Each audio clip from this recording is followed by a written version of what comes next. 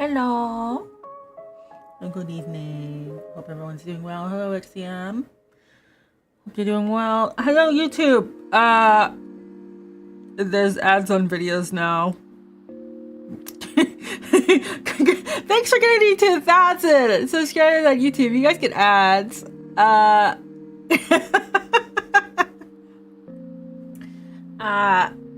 I guess disclaimer, if they're really freaking annoying, let me know. Cause I think they're just automatically turned on. There was like an automatic thing or like a manual thing, and I was like, I don't know what the difference is. And they're like, this is recommended. I'm like, okay. But let me know if it's annoying, because then I'll figure out what the heck it does. Dear YouTube. There we go. That's the disclaimer. Because like I saw in the back end, there's like this insert ad and like delay ads, and I'm like, do ads run during YouTube streams now? I don't know. So if it's annoying, if it happens, let me know. Cause I watch with ad block on YouTube. I was a donkey. You saw my last Cozy Dev stream VOD? Oh. Happy lunch break. Hope you enjoy watching. I hope you don't get hit with ads. Alright, so we're gonna be doing there's the ad disclaimer. I think it would require some fiddling. That situation for YouTube is not getting better. Yeah, because like so the thing is, if YouTube will play ads during a stream, right? It might be better for me to trigger them automatically when Twitches get triggered, and that way everyone gets ads at the same time. And rather than like Twitch getting an ad and then we wait for Twitch and then YouTube gets an ad and then we wait for YouTube, you know? So like, or I can figure out how to turn them up. You know, I don't know. But anyways, what you meant, and then I remembered you have premium. Yeah, I think members and premium people on YouTube don't get ads. It's a bit like Twitch, like subscribers and like AdSense on YouTube. And yeah, well, yeah. So if that, we'll figure it out. We'll figure it out. I just accepted the terms and conditions, and then it turned it on everything. So, you know, your guess is as good as mine as to what that means. Just fair disclaimer, I don't know what's happening with the ads, so don't. If it's annoying, please let me know. But yes, okay, so let's go over what we're actually going to do today. So we are working on adding the passive animals for this province here. Wait, let me zoom out a bit. This one here. We've done pretty much all of it except for like this area because it requires a bit more work. We're gonna be starting with kind of this row here, so from this section all the way up. Does that make sense? And then we only have this left. Sort of this, like 1, 2, 3, 4. Okay. Theoretically. So, that is what our target is today. And then if we finish that early, then the next thing we're gonna be doing is redoing this area of the map so that it looks nicer. Because watching people get lost here drives me insane. And then, you know, there's also like, huh? So we'll get to it. So yeah, that's what we're gonna work on today. Also, my eyes move now. It's amazing technology. Remember to turn on your eye bones, everyone. Also, my father forgot to fix my head Phones? Earbuds? And he only told me, like, what? No, I don't want to shift the path.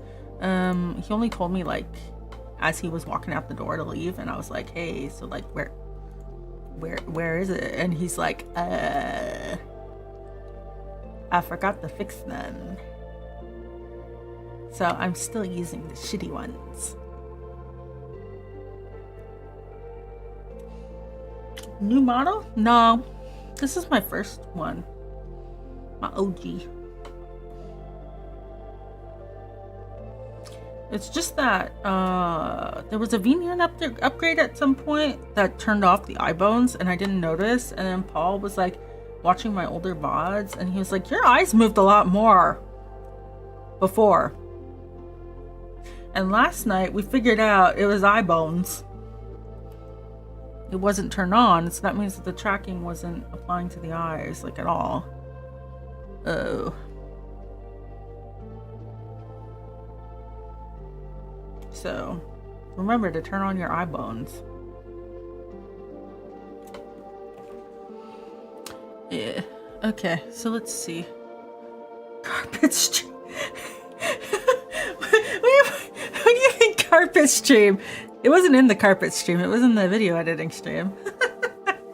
No, why do you want an exclamation? Like, why do you want a command for the carpet stream? Oh, dude, I told my coworkers I did a carpet stream, and they were like, why?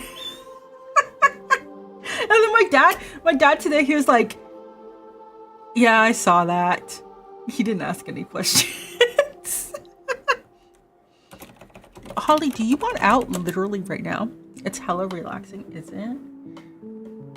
Oh, I do have an update on the carpets in a second. Holly wants out. I'll hold you hanging for this here. You can look at the world map. This is where we're at right now. We're gonna do this. Maybe we'll do the. I don't know if I need to update these. We'll see. We'll see. Well, give me a second. I'm gonna let her out. Do you want a link to the carpet stream? I'll get it when I come back.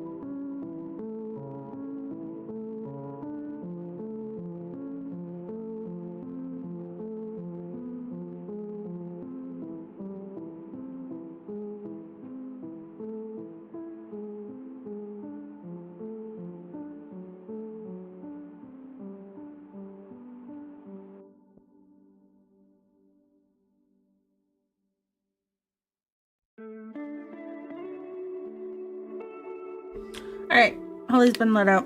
Okay. Yeah, let me get a link to the carpet stream. Let me see here.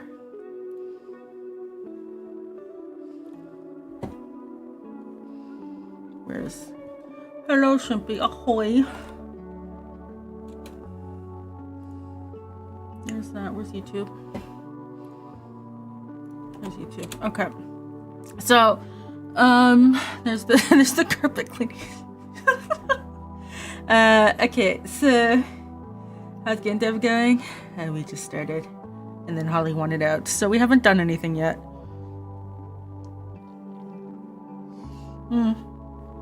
But we're gonna go make progress today. So my dad and my sister were over today. My dad's sense of smell is kind of gone because he's old. So when he was over, I said, "Can you tell the difference?" And he was like, you know, the obvious stuff, like the stains in the basement were gone, but he could tell like the texture of the carpet was better.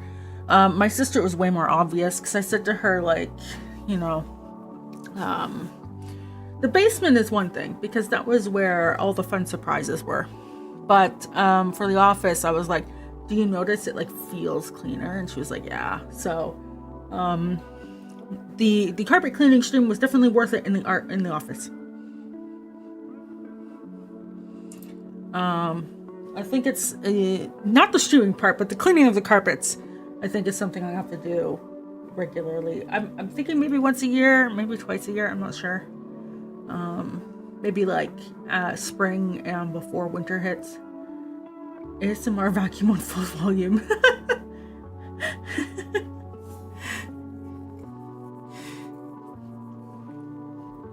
Yeah, carpet stream, yeah.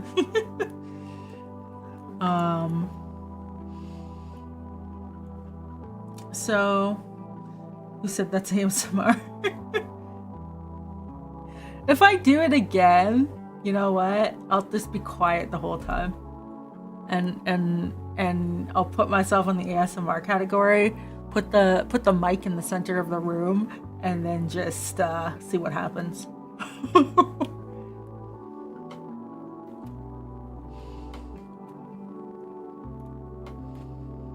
We'll make that a subathon goal. If we do another subathon, carpet cleaning stream 2.0.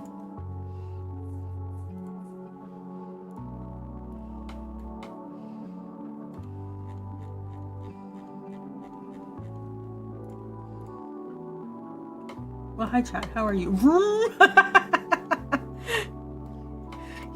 I'm not buying a whole... I don't think I need to buy a whole freaking ASMR mic to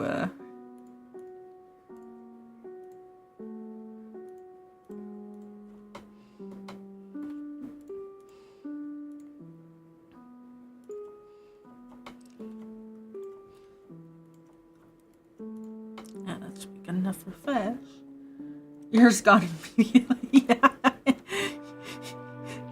Vacuum stream in brackets. This is a loud stream. That it's better with headphones now.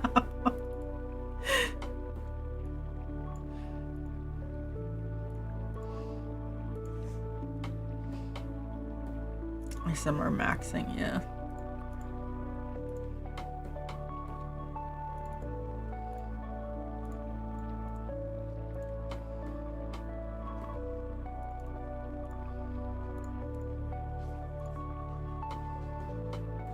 Please, Charlie, don't ask to go out. I swear to God.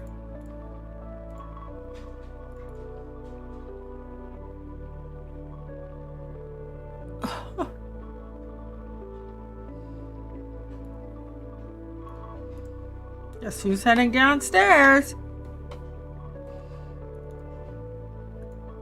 Give him like less than 5 minutes.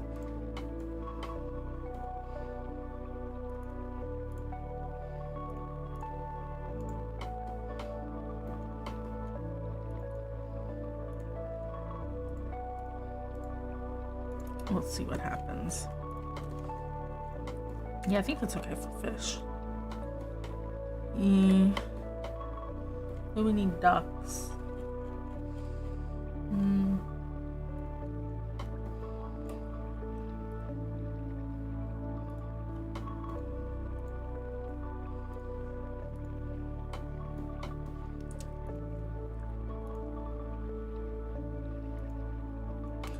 Yeah, I told my coworkers about the carpet cleaning stream, and you know they're like, what?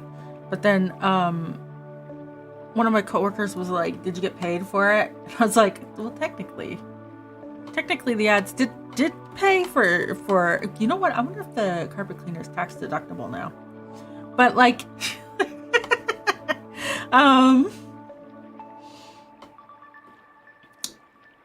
like the thing is that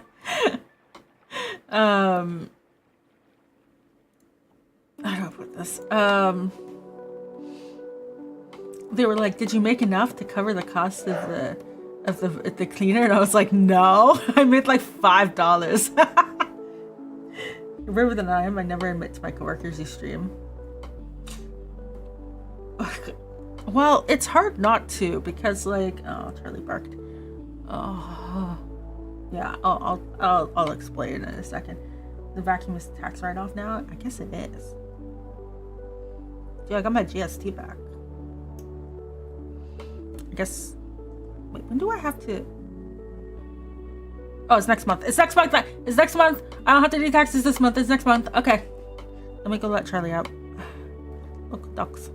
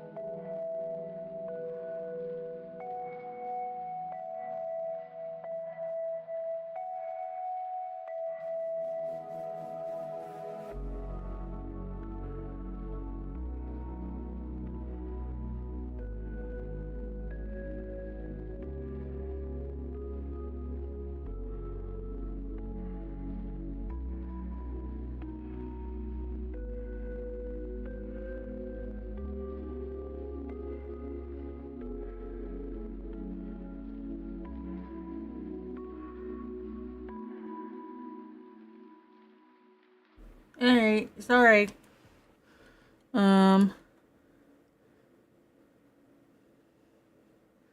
Oh, the music just it's just about to leave.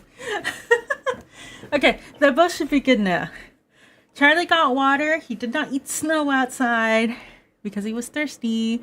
So like we should be good. I opened up.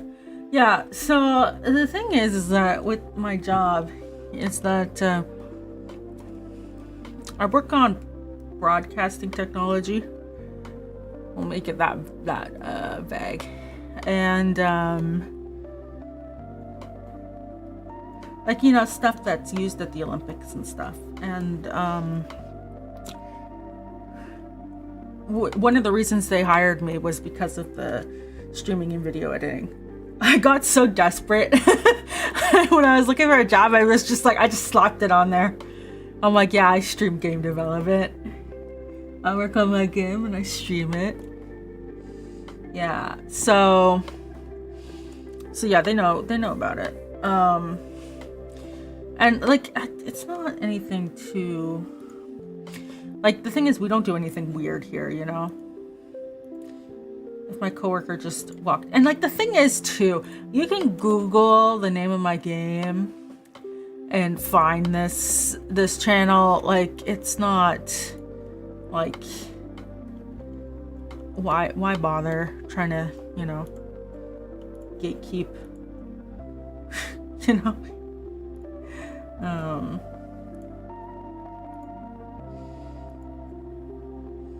Go into a job application effect, yeah.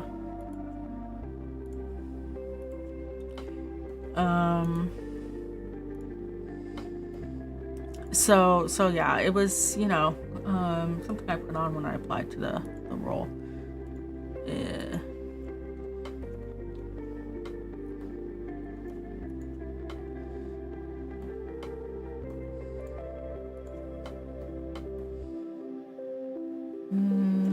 I shouldn't put it there because it doesn't have too much room to move.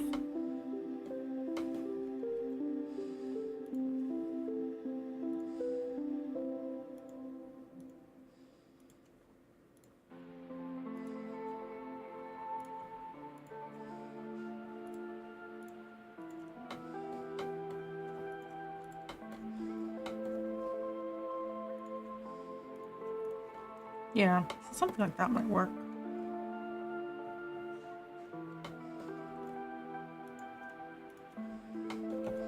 But yeah, it's like, it's, I don't know. I don't really care that much if my coworkers come here. It's just sort of like, if you're gonna come here, you gotta tell me who you are, you know? None of this one-sided crap. So what kind of stuff do you stream? I felt Eldritch Horrors on the side talking about vintage story. Hey, do you guys want to watch me, like, play Minecraft? But, like, horror? Just, like, for, like, 200 hours. Every day. Every day for a few hours. You want to hang out after work? Every day for a few hours. Come to my addiction. I tried to get people at work in vintage story. It did not work out. Not many people are into Minecraft, I'll tell you that much. Truly disappointing. However, they're all into Factorio. Oh yeah, the programmers. Oh yeah. Although realistically, we're more into like touching grass. We're tired of computers, we touch grass.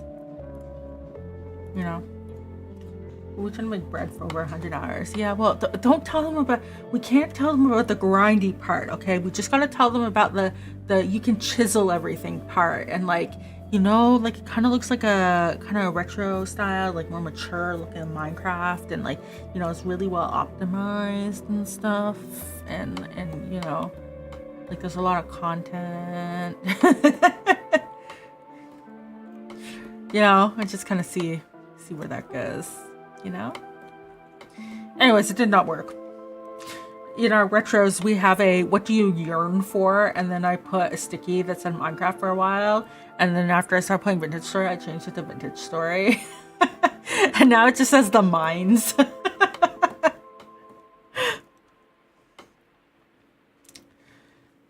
So, you know, that's what I'm up to. You're into Hug Dave, yeah.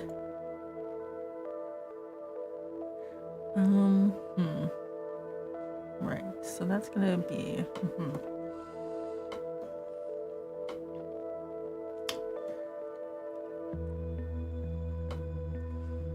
So we're gonna need to put birds. Okay, well let's start with the frogs.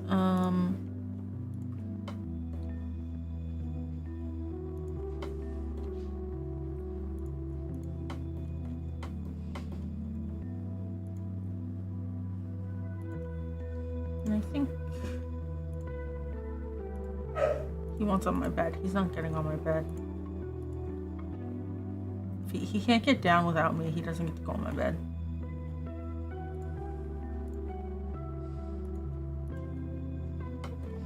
Yeah, that's good enough.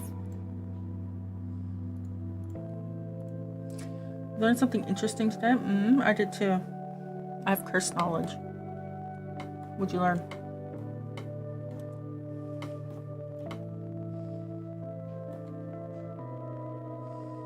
I've always been annoyed gamer does collision mask properties, like saying this collision mask is a hitbox or a hurtbox.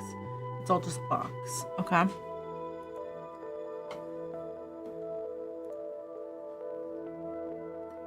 Did you find the thing in sequences?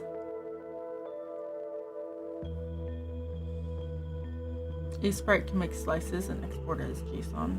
Ah. That is so nice.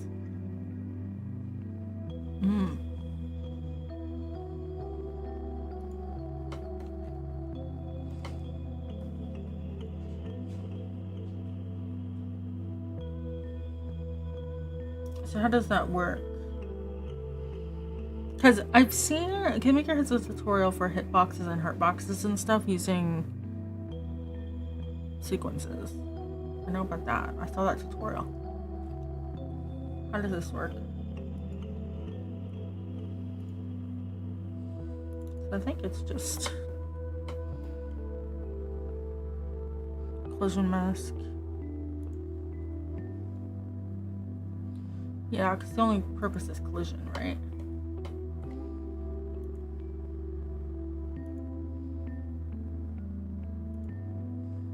You never touch the sequence editor? Ooh. If you go to my Curse Shuffle VODs from when I did that on stream, I used it exclusively for the animations. So I showed how to do some shit with it. It's pretty good.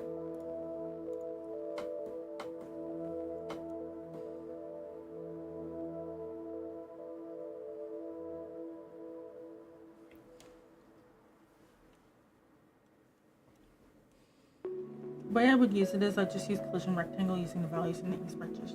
Oh, I see. Okay, I got it. So does it export as JSON like an animated JSON? Like frame 1 is this, frame 2 is this bounding box, like that type of thing? And then you play it with the actual animation?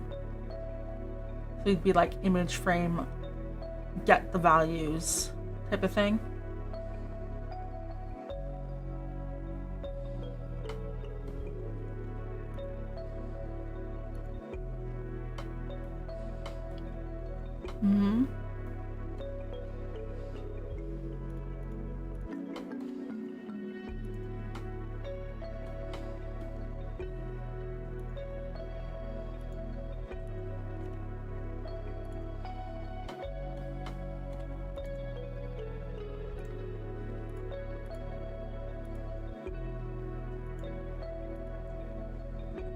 Hey, Henry.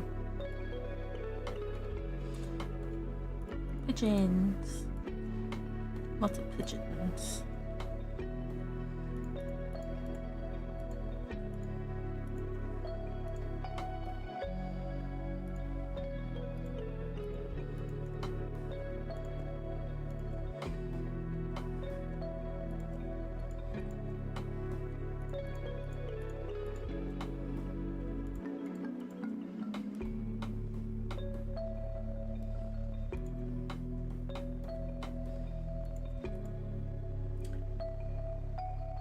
He's just meditating. Oh, okay.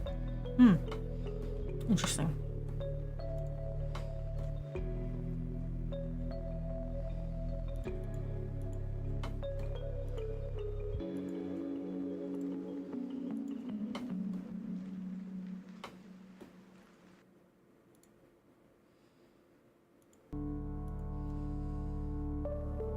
Kind of makes me wish I could just drop an ASC into the RDE. I think there's a thing for that.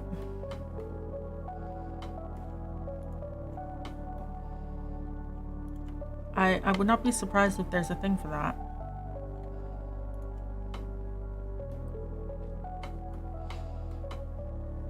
I think bird-wise we're good.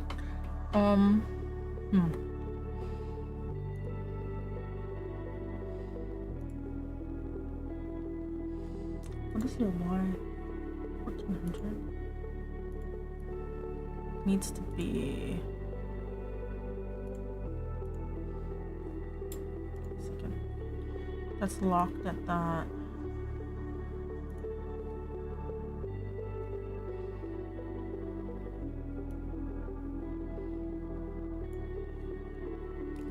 So I have to unlock this and put this at -3. And then I have to come in here and make sure that this is at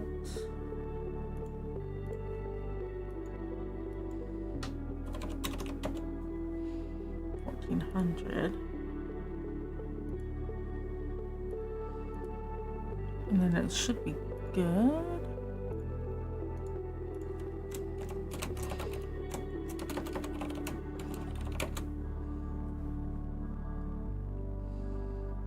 Yeah, but if Fountain converts to PNG, oh, well, you gotta make your own then. You gotta make your own then. You can't have it that good.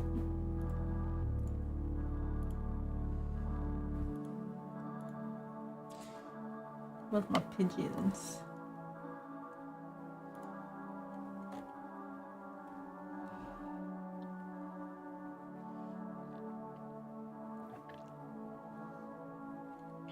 Okay.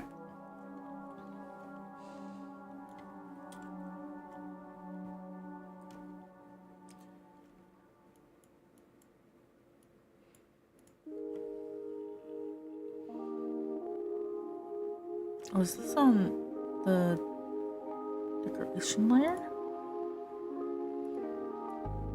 Maybe I have to put them up here.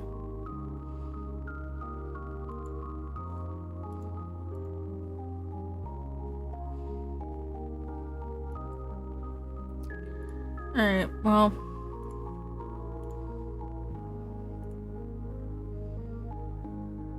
Okay, bird roofs, birds. I'll credit you in the future library wiki page. And I've just given people more projects at this point.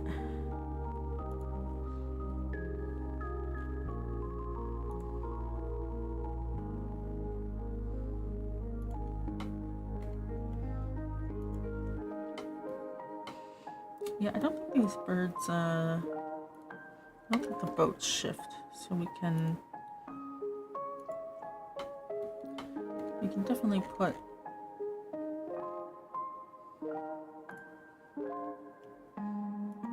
some of these guys on here.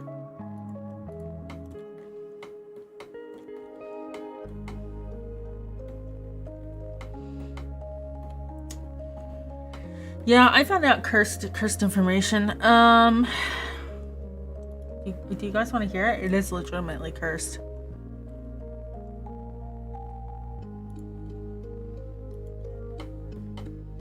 Shoot. Okay, so cats can have bottom surgery.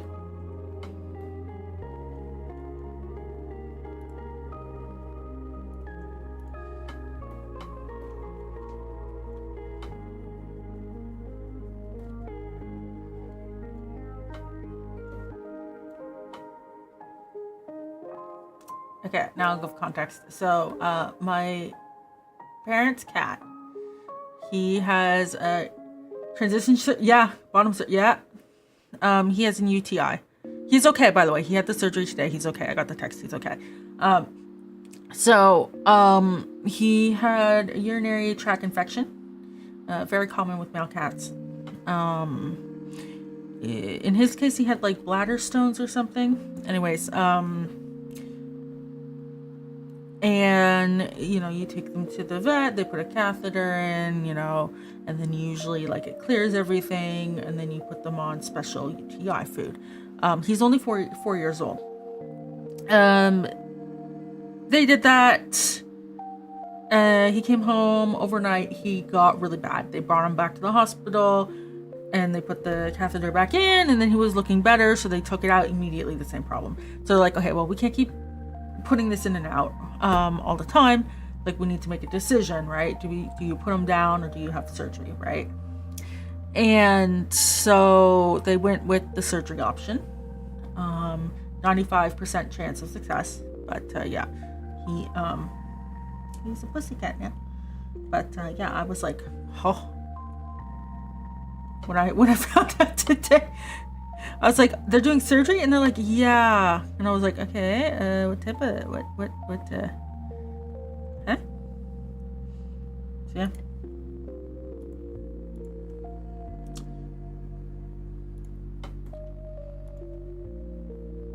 He's a pussy. I think that quote didn't work. I think it has to be quote. Give me a second. Wait, I think it's what that space is. I think it's lowercase. Give me a second.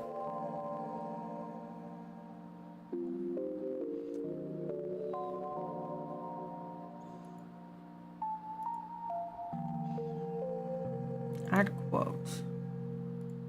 Yeah, it's quote add without a space. It's all lowercase. No, without a space. Quote add as a single word. There you go. I need to update stuff.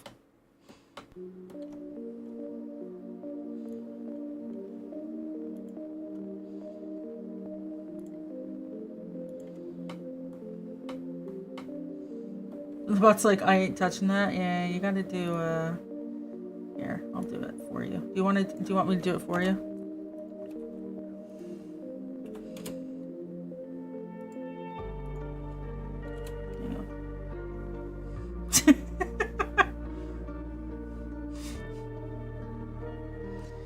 It should be in the Discord now. Yeah, there it is. I got lowercase, not the no space, yeah. Yeah, you don't need quotes around it.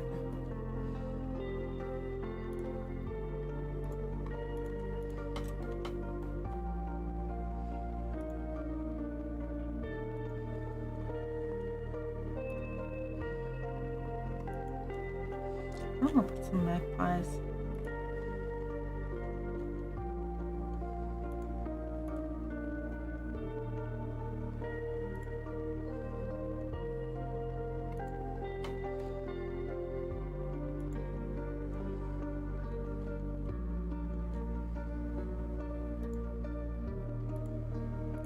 Birds is it? Magpie, starling, goldfinch. Okay. Magpie, starling, goldfinch. There we go.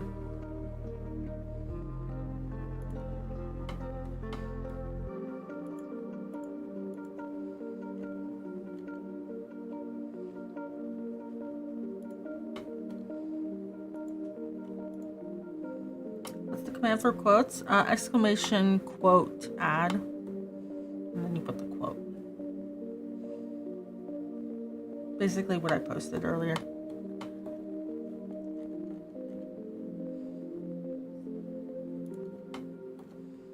Not that.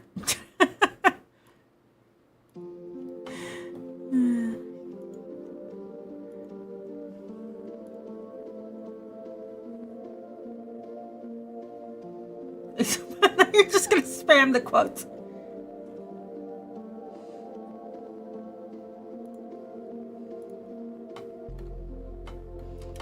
Sometimes I say things and Yeah, well, you know, it's nothing new for my coworkers, I guess.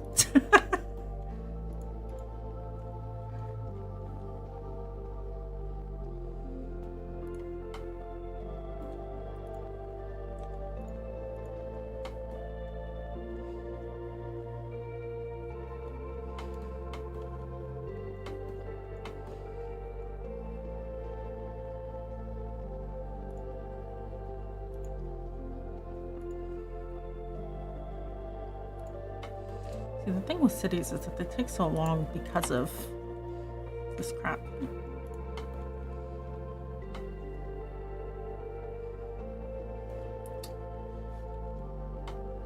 Let's not put quotes in the out of context folder. I feel like all the quotes are going to end up out of context.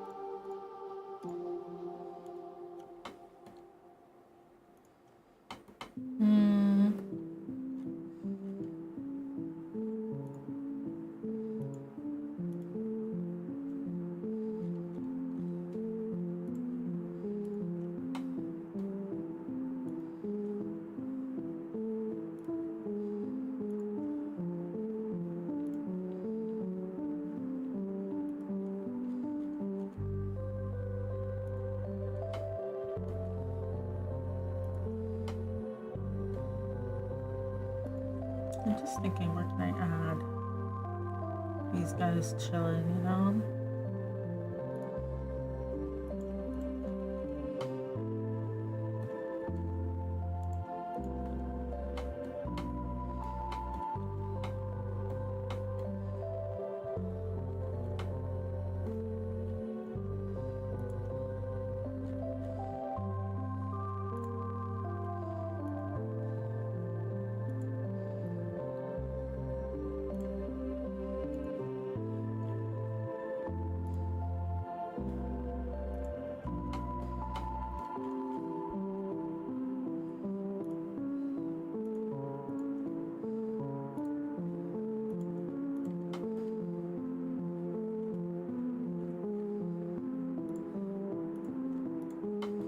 It's during my quarterly performance review. So during your streams, what do you mean by busting it down, crazy stuff? Hopefully I never have to do that. Hopefully I never have to do that.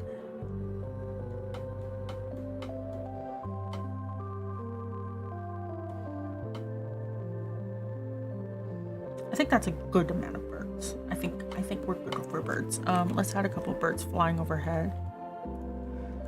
I don't have any on this screen.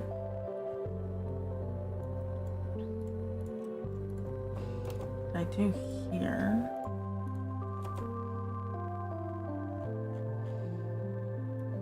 So that's fine.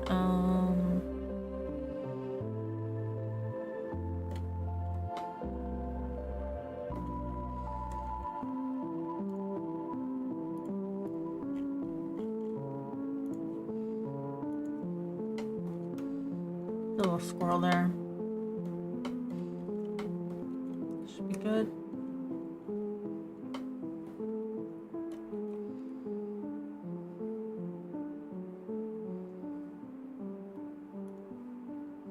I don't know where we're gonna load in, but I guess we'll find out.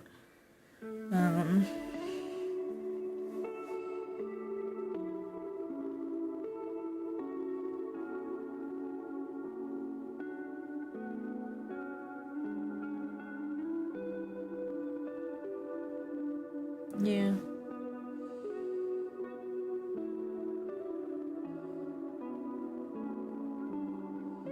The funny thing is that, like, so a lot of people at work, you know, when you talk about like, oh, I do streaming, or oh, I do game dev, or oh, I do this or that, right? The common assumption is that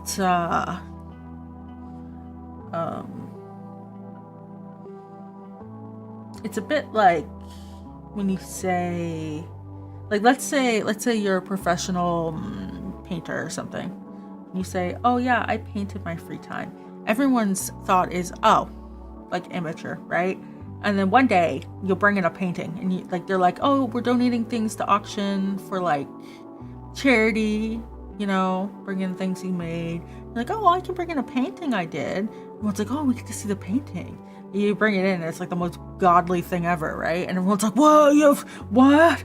You I didn't realize it was like that, you know, like that type of stuff. That keeps happening at work. I leave doodles around the office and no one realized it was me until 2 days ago. They were like, wait, that's you? I thought it was this person. And this other person's like, no, I thought it was this person. Or like the fact that, like, you know, I said like, oh, I make stickers, and they're like, oh yeah, you probably do those like live, laugh, love stickers. And then I showed them the pixel art ones I did, and they were like, what? Wait a second. They were like, wait, no, you make stickers and they look professional. Or like when I said like, oh yeah, I've worked on a few games, they're expecting like Tetris or something, and then I'm like, look at Gitala, and they're like, what? That's the funniest thing about like when you talk about things at work, is because the assumption is usually like,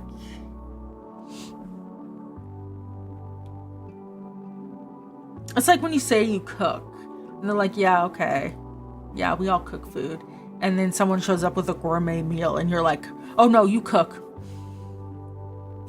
by showing them great stickers and calmly saying you made it. Yeah, at this point I think my coworkers are kind of in the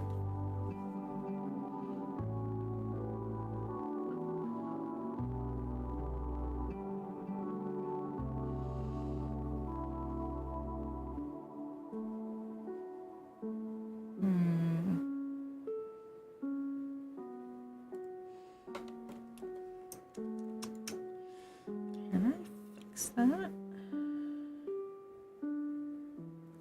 Do I want to fix that? Despite all odds, you live again. Hello, Potter. Welcome back to life. Anime, yeah. New model? No. Hi, Hokkaido. This is called OG model. Lots of birds.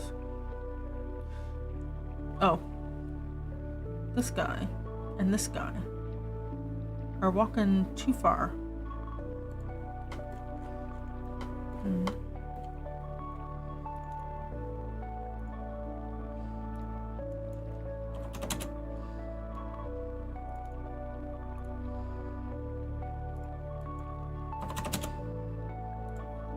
This is why you walk around. If HR's here watching, hello.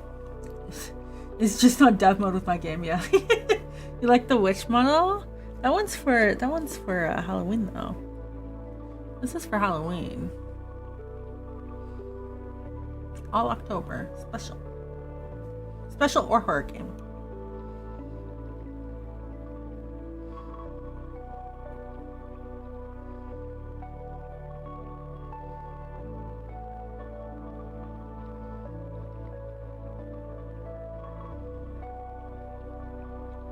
You love the lipstick on the model? Yeah, it's pretty good.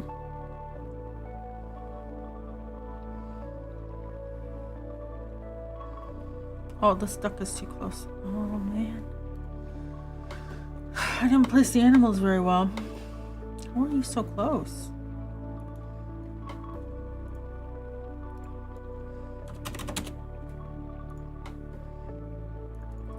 mark the other one. It's the same distance. Should help.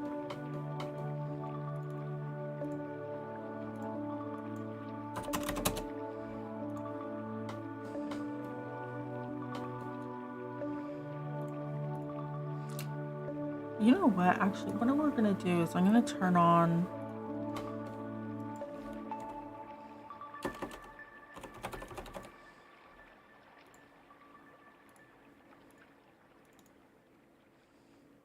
Wingardium Leviosa. Yeah. Who needs collisions? They don't collide with anything because otherwise I can't spam them everywhere. View NPC boundaries. Yes. This will make it a little easier.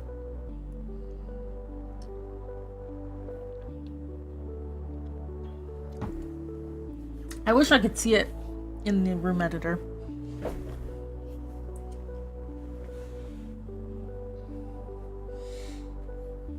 Oh, yeah, that's right. I went to the orthodontist today. So, they took x-rays and sent them off to my periodontist and dentist. So, basically we're gonna find out if the spacing's good. Because if the spacing's good, then that means that I can have my implant surgery. Oh, I shouldn't be running. They run away. See, this squirrel, for example, he can like walk up here, which we don't want. And this bird can technically walk up there. So I think what we'll do is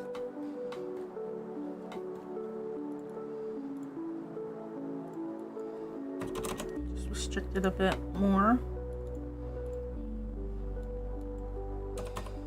Yeah, so they said I have 6 months more of braces, but like they don't need to tighten anything. It's just I think they said just like making sure it's stable. Well, yeah, but my braces will be off for Halloween, so I get candy. But yeah, no, I think it's really good news to hear that they're not tightening it anymore.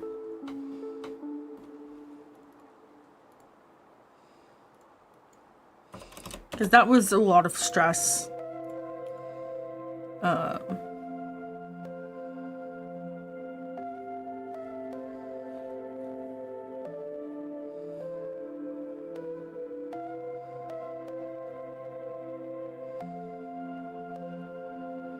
The frog is a bit too big.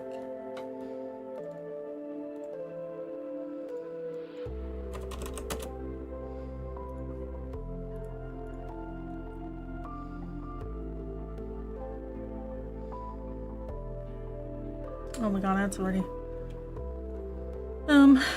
Yeah, I'm gonna reduce this frog up here as well.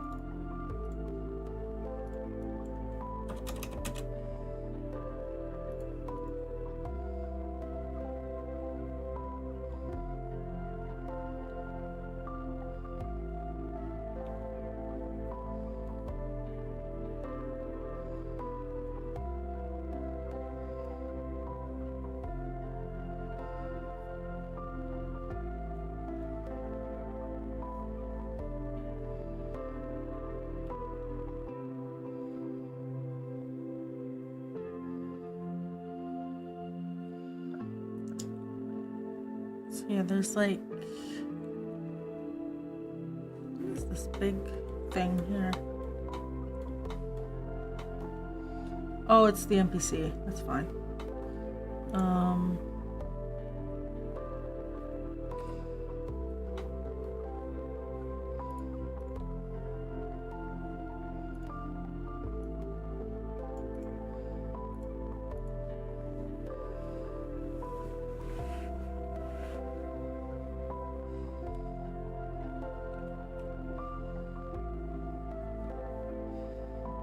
I think I'm gonna move that bird down behind my head. You can't see him. He's a little too close to the door. Oh, you can kind of see there.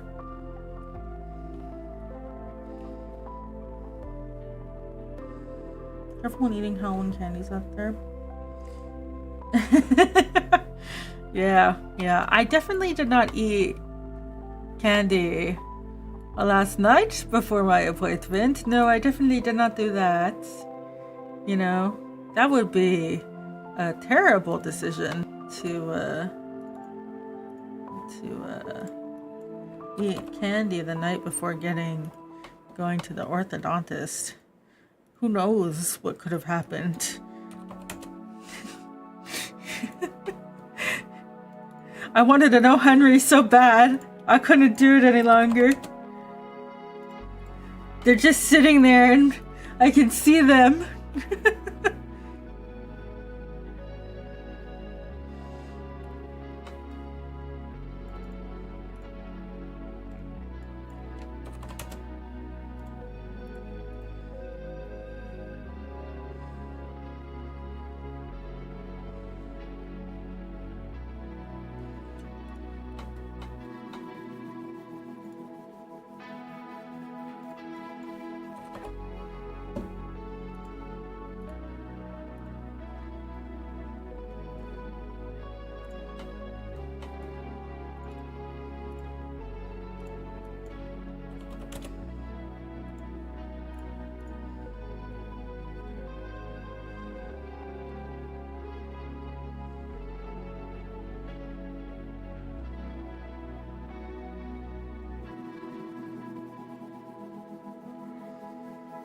Yeah, so this little squirrel needs his area brought in. I think other than that,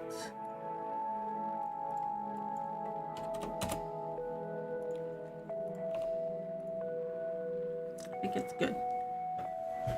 Yeah. Oh.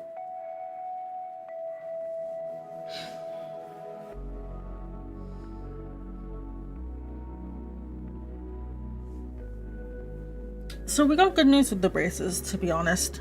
I was worried that they would say, like, oh, we're behind schedule, but, like,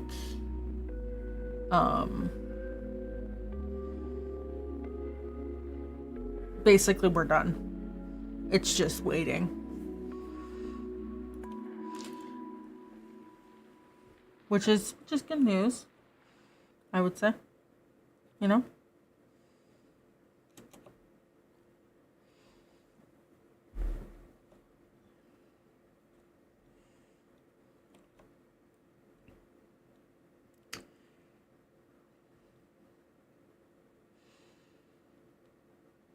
It does suck that, like, I'm not gonna get them off, like, tomorrow. But not having them be tightened anymore and having less appointments is gonna be so big.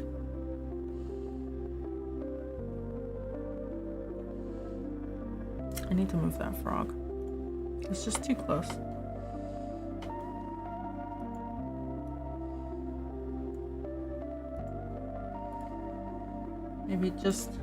Maybe I jinxed it. Nope. I looked at they brought up my schedule on the calendar. So I asked them, I'm like, oh, are we like behind schedule or like what? And they were like, no, we're ahead of schedule. So the 6 months is literally just because it takes like 6 months of healing with the implants. So they'll you know, they drilled the bone in my jaw. By the way, when that happens, we're getting silent streams, if anything, until that heals. Maybe not even streams. I might just go rot for a while. So yeah, and I'm getting it on both sides of my jaw, so that's gonna be fun. And it takes apparently 6 months to heal. So the braces are there. Text to speech, yeah. It takes, you know, I heard it took only 4 months. I'm not sure. But I can't be Centuria.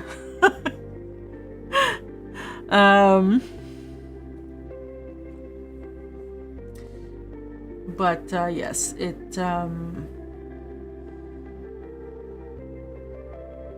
might come off sooner, depending on how it heals, right? Historically speaking, I heal very quickly. As long as I don't, you know, I found out the reason I'm allergic to dissolvable stitches is because they're made out of shellfish. And I'm like, oh. So when I tell everyone, when they're like, what allergies do I have? And I'm like, well, I have a shellfish allergy. And they're like, oh, that's not a problem. And then they put a dissolvable stitch in me.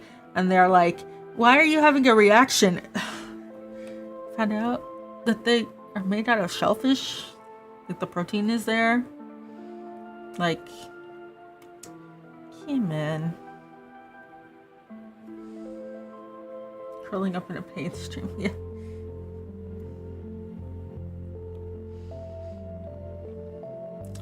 So yeah,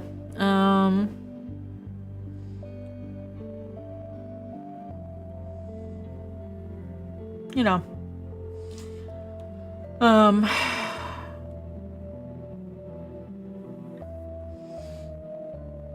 we'll see how that goes, but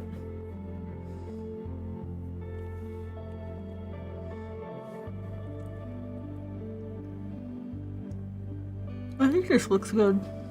I know there's spheres, but like I think it looks good.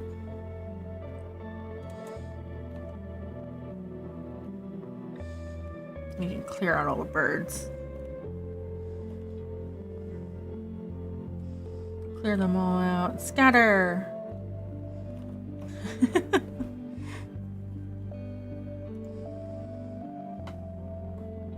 Bless me tomorrow. What's happening tomorrow? There's a tick that exists in Texas that passes on a disease that makes the victim allergic to red meat. What kind of cool irony is that? I know, right? In Texas?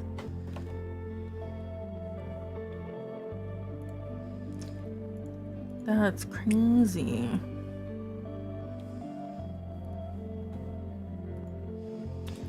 Also, sushi is so expensive now. Okay, so I got sushi on Sunday to celebrate hitting 1K on YouTube.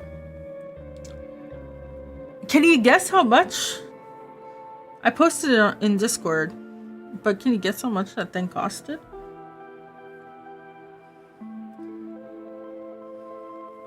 When I get my braces checked on later.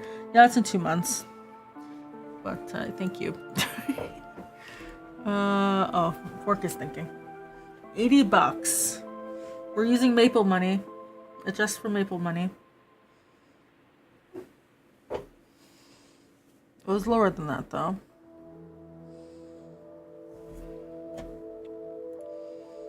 I got... For anyone who doesn't know, I got a maki roll, so six of the rolls, 2 sushi, like salmon sushi. It's all salmon because I'm allergic to shellfish. A special roll of like 5. Tempura sweet potato, and gyoza. 60, take it or leave it. Nah. So I got a $15 discount and it was $50.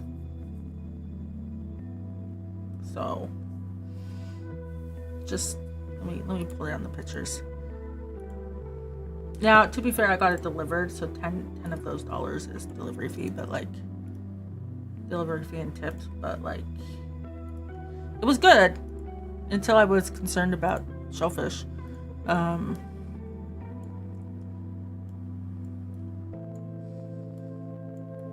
Here, I'm gonna make everyone hungry. But this is $50 worth of food. Apparently. So you know.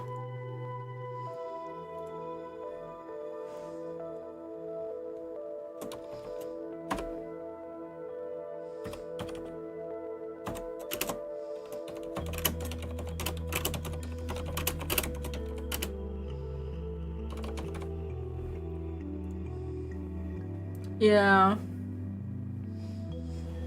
It's this is why I make my own sushi most of the time, but I really wanted to have like all the other stuff, and that's also why I haven't been like ordering sushi. I've been going to the all-you-can-eat buffet, but the thing is that like shellfish allergy, you know, I'm always taking a risk. The amount of times I've put like shellfish allergy, and they think it's like the oil, and I'm like, no, it's literally you cutting on the chopping board. Oil doesn't matter. I've told them that.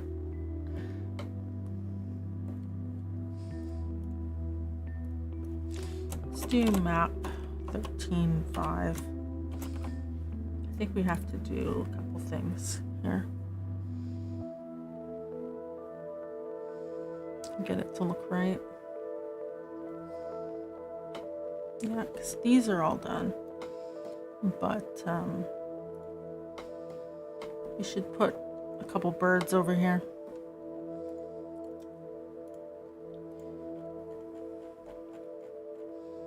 But yeah, it's expensive, man. And then the price of gas was $1.77 this morning. I'm so annoyed.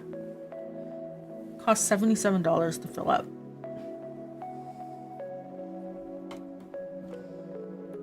Scammers.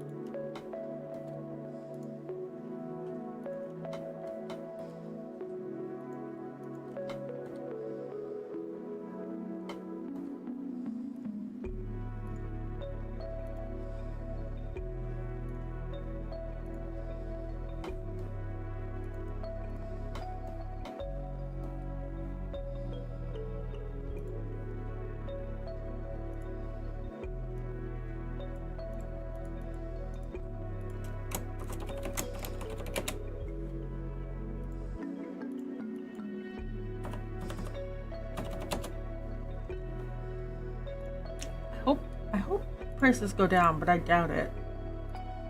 However, American strawberries are still really cheap, so like we can keep that being cheap. I'm okay with that. EV owners right now like this. Well, you can't go anywhere in Canada with an EV. What do you mean?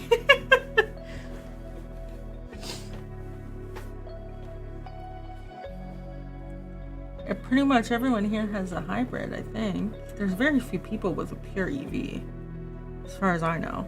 Although I've seen a few Cybertrucks, and every time I do, I laugh a little bit. It's so funny.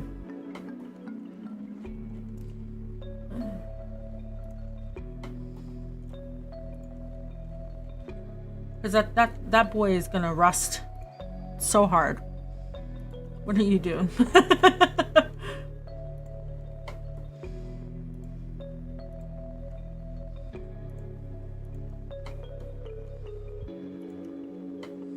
Boxcar, yeah, like it doesn't look like it'll crunch when you get into an accident. That's so concerning.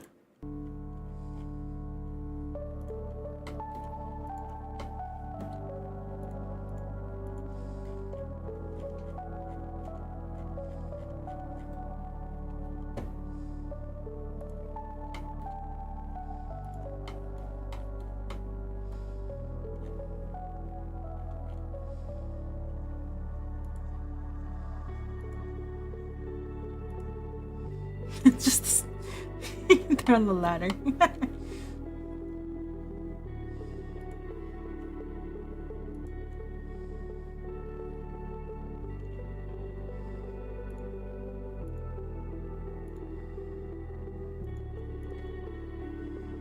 Have I seen a Cybertruck? Oh yeah, there's one Cybertruck that takes the same route as me to work, so I see it every week.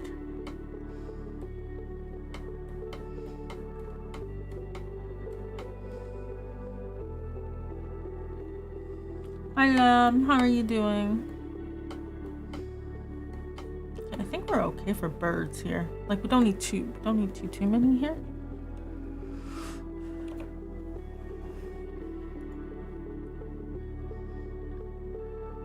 Let's just do a quick one here. Yeah. So, yeah, I'm not happy about fuel prices. Cause like everything is going up. Like,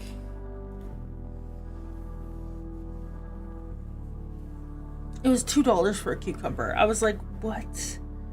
Cucumbers cost $1. What do you mean it's $2?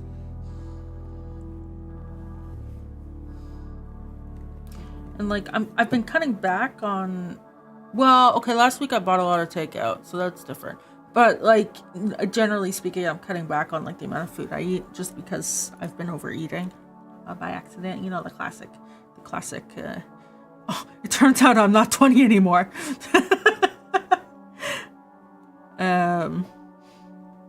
So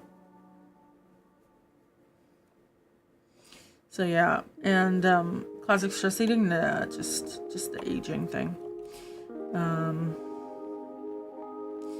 So just slowly cutting back. How do you accidentally overeat? Well, if you grow up eating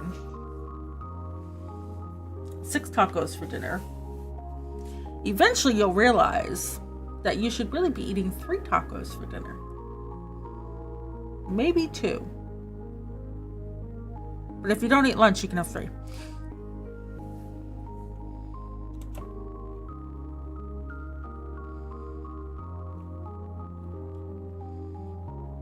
You feel? But yeah.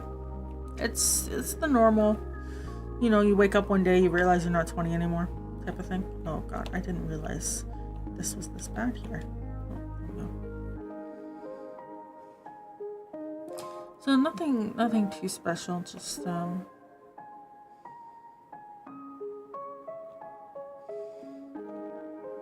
yeah. So I've been cutting back on how much I've been eating. So I think that's okay. Right now, yeah. That's my dad. That's my dad. He can eat anything and not gain any weight.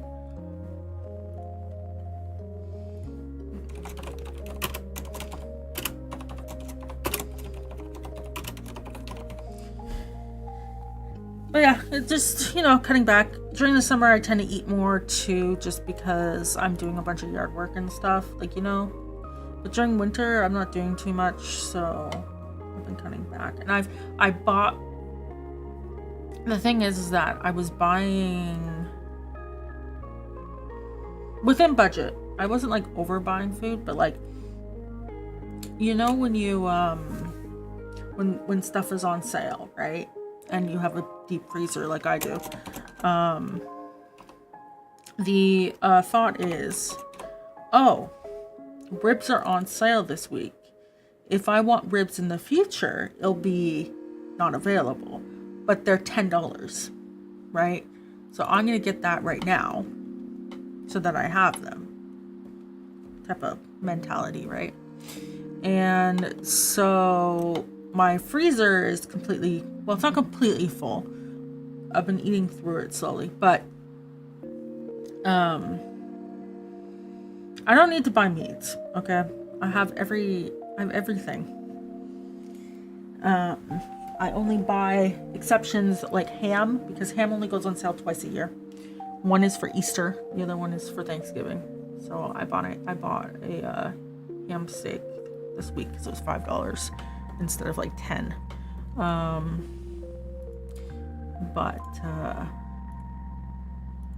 Yeah, there's a couple exceptions, but I'm not buying meat or anything anymore. I also want to move to a slightly more plant-based diet. I can't eat a lot of beans and lentils right now because of the braces. I tried, everything got stuck. But I did see a tip where if you blend beans, I think they're white pinto beans or something, I don't know, into pasta sauce. You don't taste it, but it's like there. So I might do that. I don't know.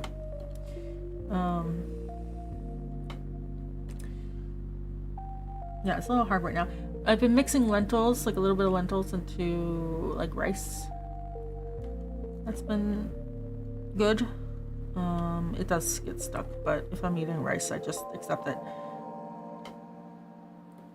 So yeah, I'm trying to do that too. Just like reading up on nutrition stuff, you know. Blend small beans, then shape the blended bean into one big bean. I don't know about that. That seems like a lot of effort for little gain.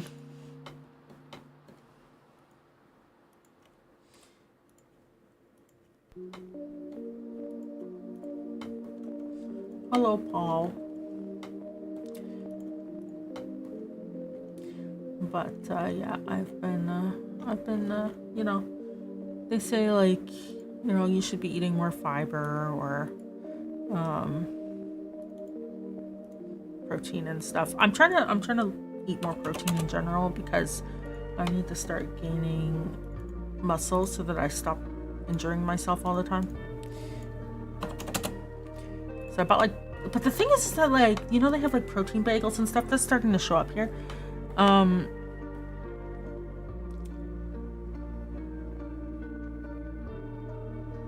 Like,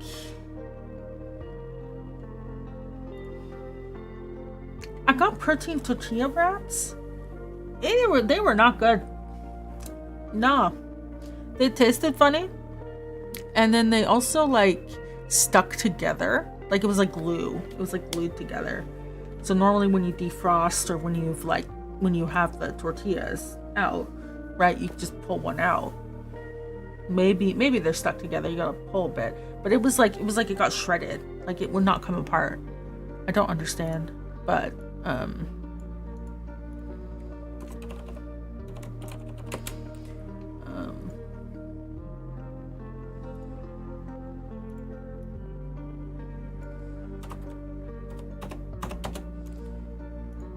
it was not pleasant.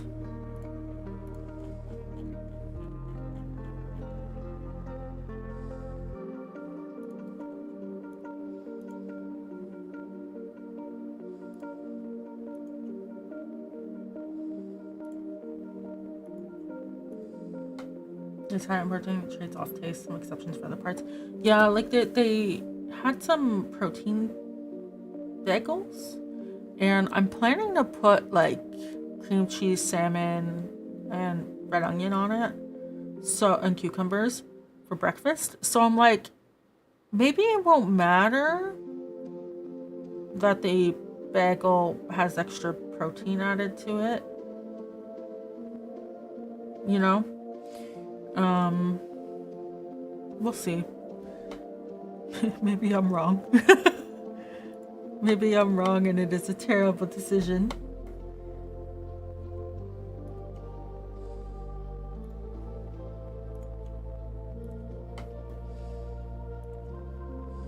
But this type of stuff hasn't really been offered here yet. At least not in like my grocery store. So, it's new-ish. We'll see. If I do hate it, I'm just gonna say it's not worth it to buy the added protein stuff, and focus on just because I already swapped my yogurt to Greek yogurt that I eat, so I've already done that. I found a brand I like.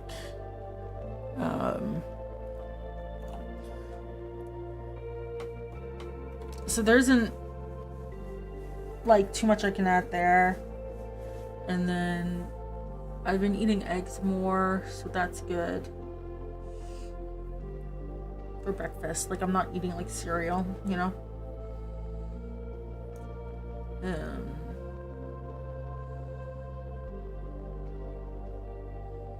I'm gonna try like adding. I got flaxseed and stuff. I'm just gonna try to add things in a couple places and see what works and what doesn't. See, because the thing is, I bought like a big bag of like chia seeds and flaxseed from Costco, so I have plenty to experiment with, you know. If I didn't have that, like if it was like a small organic bag or something, no, I'd find recipes, but like, you know, sometimes people will be like, oh yeah, you just like put a teaspoon of chia seeds in with your smoothie and boom, extra fiber. I'll try that out. We'll see. I think this is fine. Yeah. Okay, so we've updated that. More healthy food recipes with just regular ingredients. Yeah.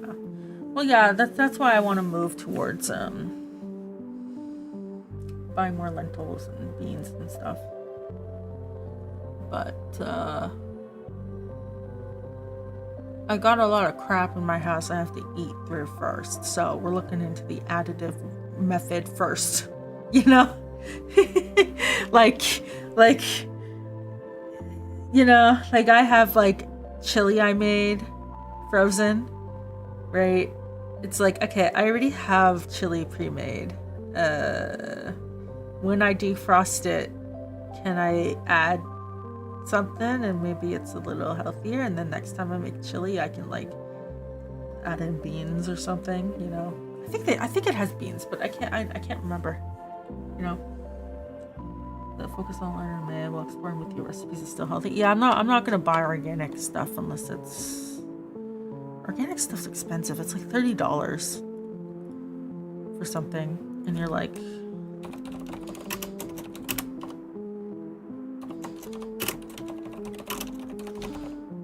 the alternative is $5 in this economy. So yeah, but I'm just figuring stuff out.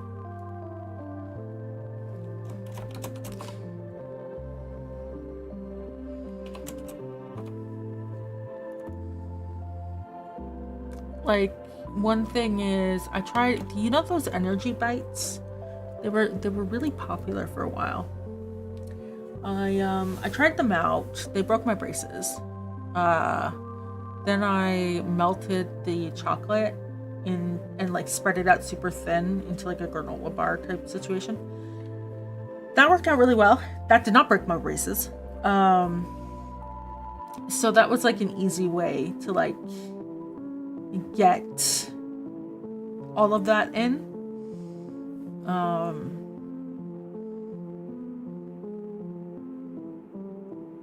Because the recipe had like flaxseed, chia seeds, peanut butter, etc., oats, you know.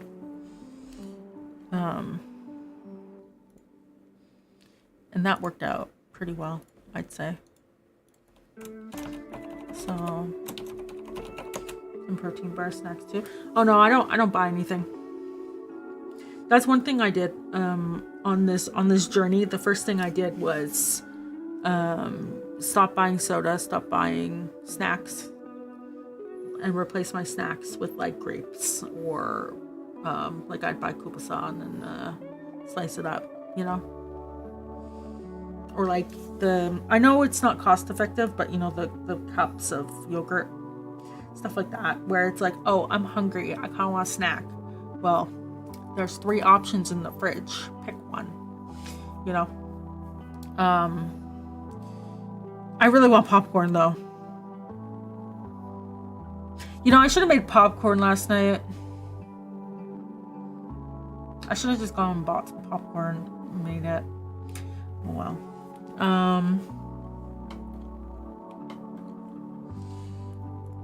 2 months from now, I'll have popcorn. Someone remind me.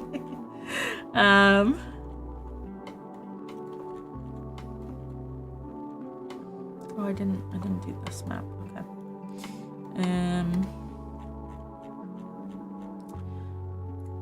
But yeah, I got rid of most of the temptations in the house, so it's more like I'll buy them when I really, really want it. Like I had ketchup chips the other week or something like that because I had a craving for them. But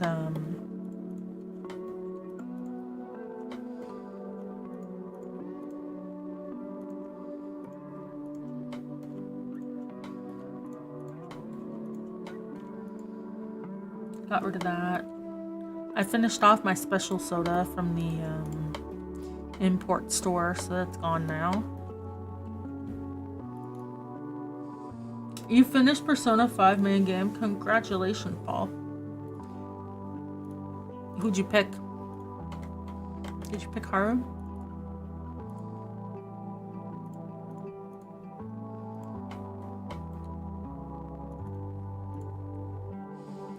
So yeah, I mostly do from scratch cooking. So I also do bigger meal preppy stuff. Because it just makes sense. I'd rather spend 2 hours cooking like 6 meals than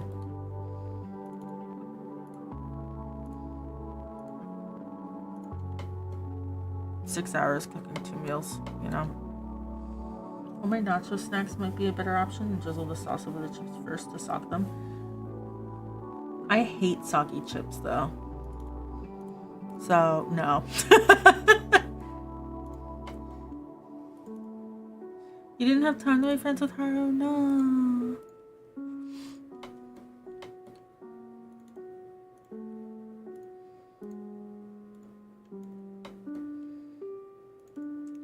I also try not to keep corn in the house because my sister's allergic. Oh! It was worth a try. Yeah.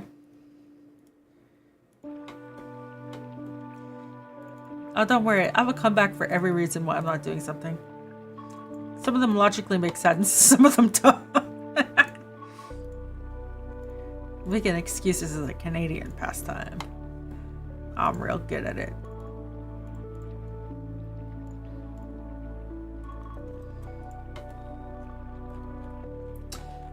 But yeah, no. Just, you know, slowly eating through what I got. Slowly reducing the amount of food I'm eating because I'm eating too much.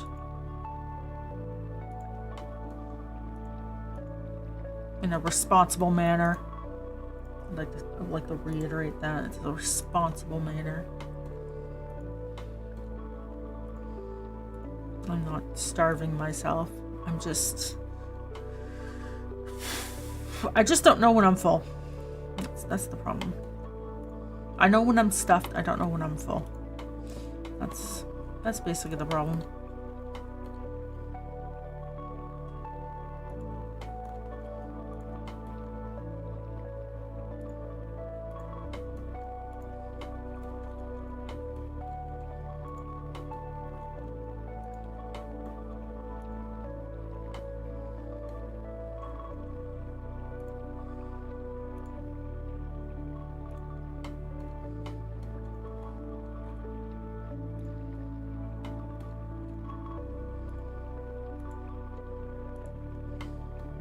Because I know when I originally said that I was cutting back, everyone's like, "Oh no, you're starving your stuff." No, I'm fine. This is called aging.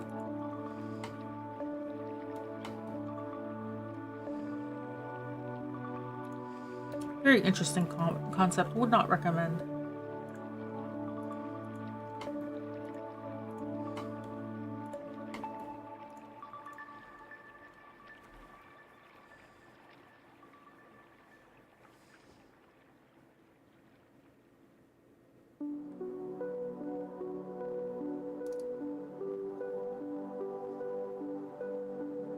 Thank you. Dried mango snacks. Braces.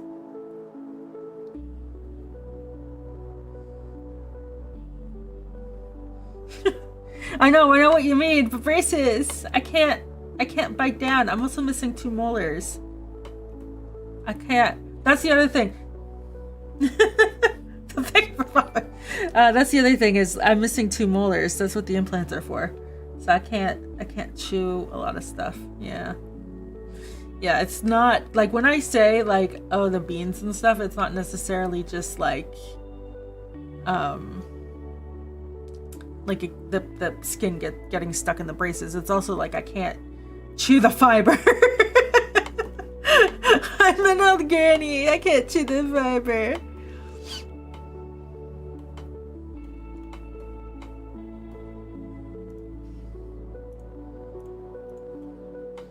It's too hard.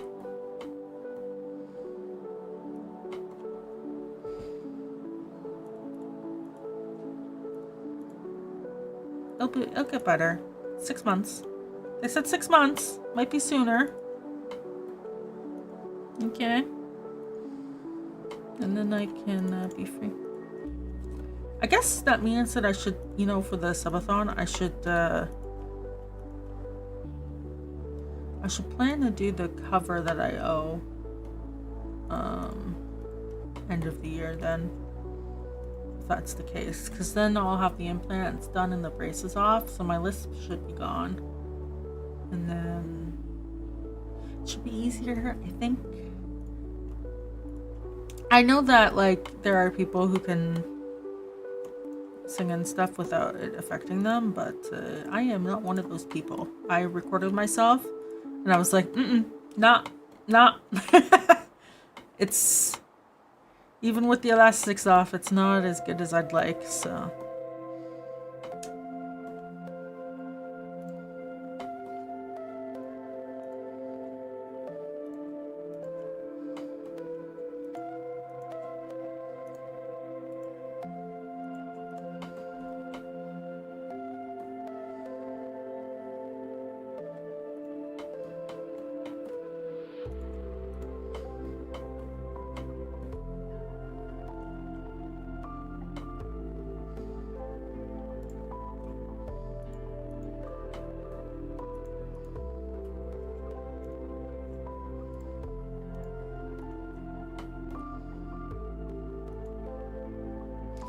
Yeah, we'll see.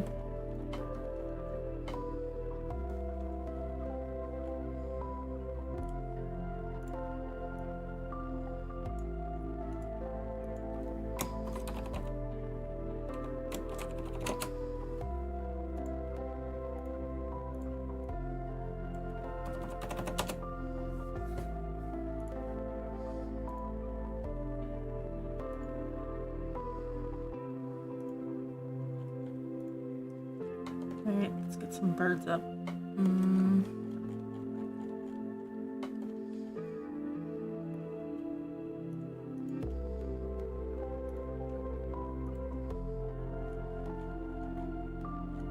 Oh, yeah, that's fine.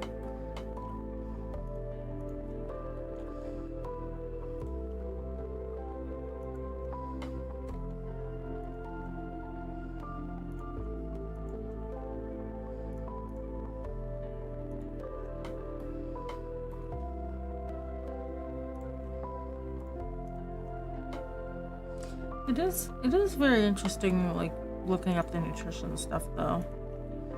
I will say. If it doesn't, like, stress you out,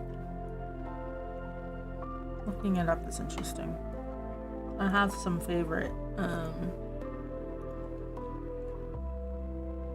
nutritionists who are also YouTubers that, kind of following nowadays.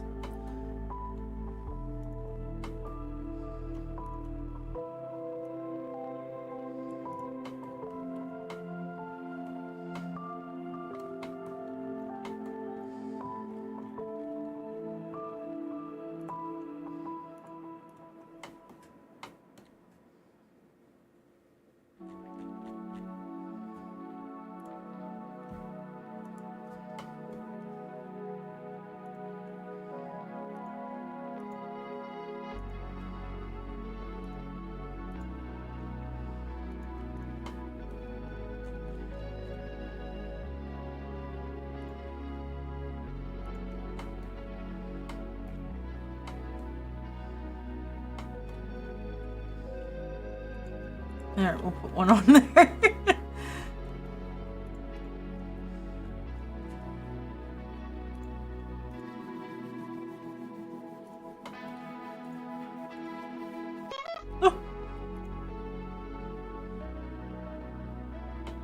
Oh, that got me.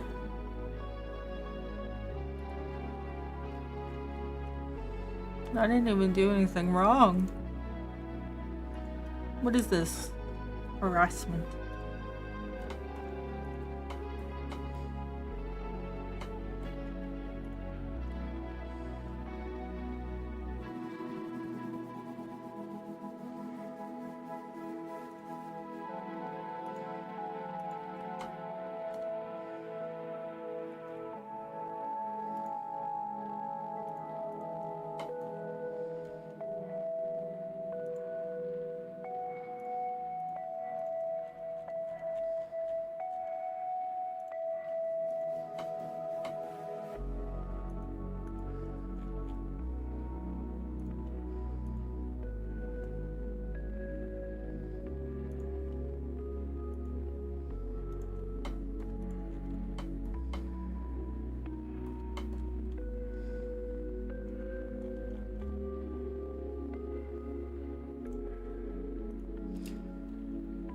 Ooh, I can't wait to be done.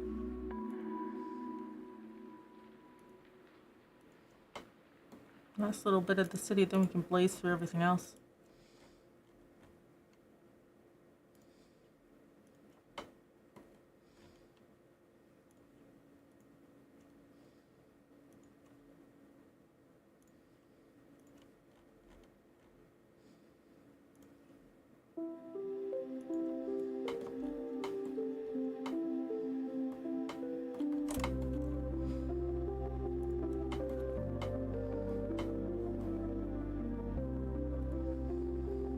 Hi, Frosty Butthole. How are you doing?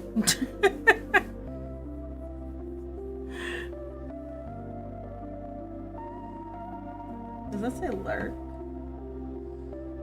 Oh, it is. Alright, well, I hope you're doing well. Oh, I have to, you know, during the subathon, we unlocked a lot of new emoticons. I have to make more. I have to do a lot of things.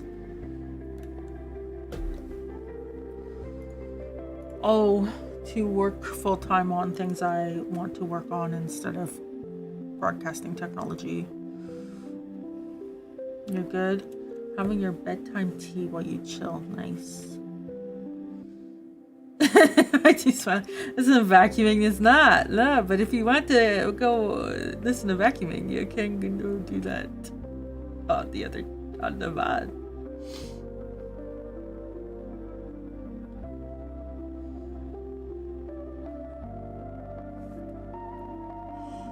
goodness. I'm getting sleepy.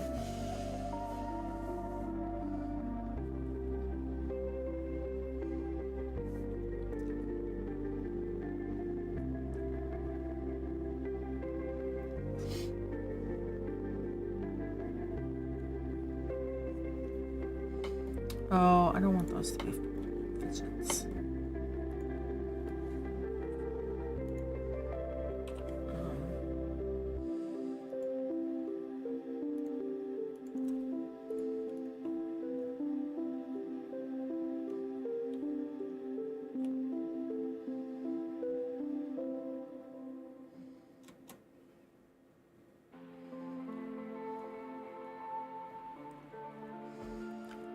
Okay.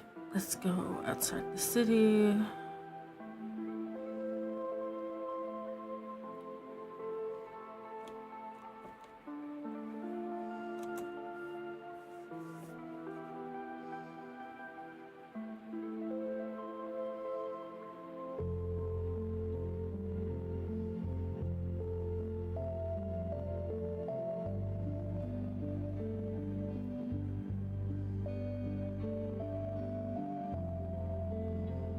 Such a summery vibed game.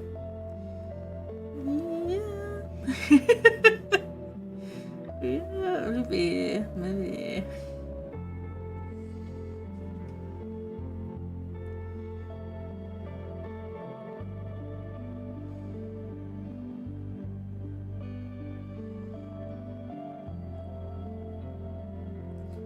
I'm looking forward to doing some writing. I've mostly been thinking because I don't have time to sit down and write right now. So I've just been thinking. I got 1, 2, 3 arcs, I think, sorted out for what I want to write for the debates. The last one is the only one I haven't figured out yet because it's supposed to involve the technology, like the steampunk technology stuff. And I'm having a little bit of trouble linking like 3 or 4 different ideas all together into one thing for the debate. And to be fair, I could like toss out some of the ideas, but right now I'm just holding on to all of them until, you know, 2 of them click together, you know.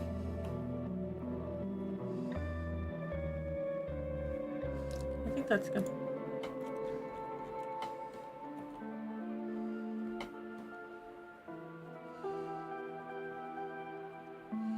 Yes, you see. It's a little hard. What's the main mission I'm on now? What do you mean? my main mission.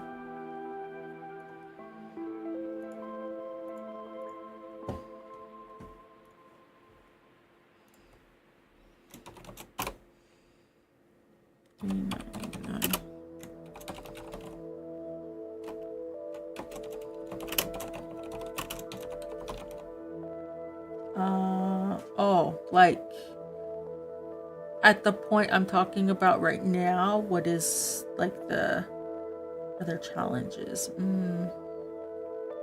So, give me a second. Let me make my commit message.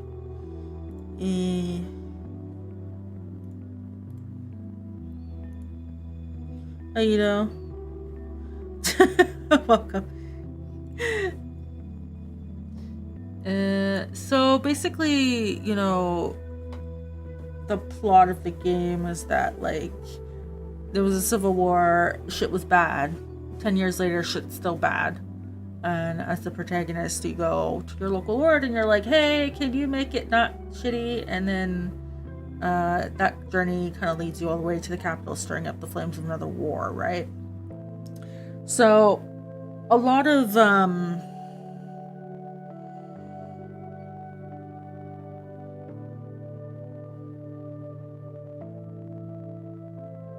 I'm trying to word it without spoilers. Give me a second. I'm trying to think.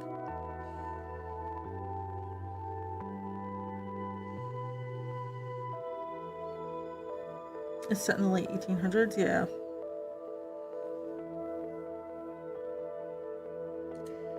So, you know, Victorian steampunk RPG, right?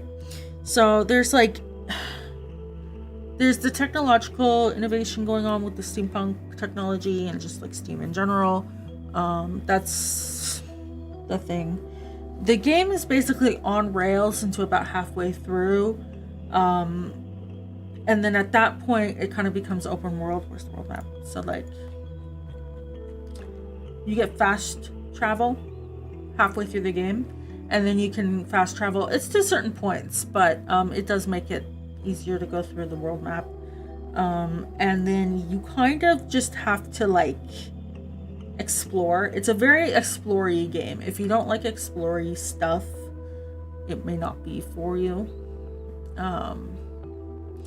Because you have the like once you reach halfway through the game, like your party's set, and then it's sort of like, okay, you've been introduced to the characters of your party, right? You're all together now.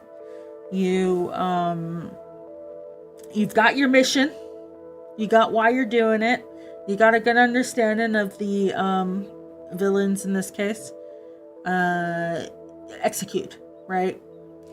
And so you get like the whole country basically available, and it's about kind of going around and investigating things in order to complete your goal, right?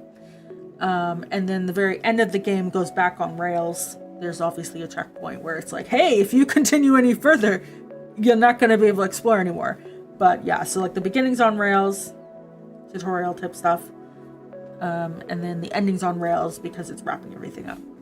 And then in between you can go wherever you want.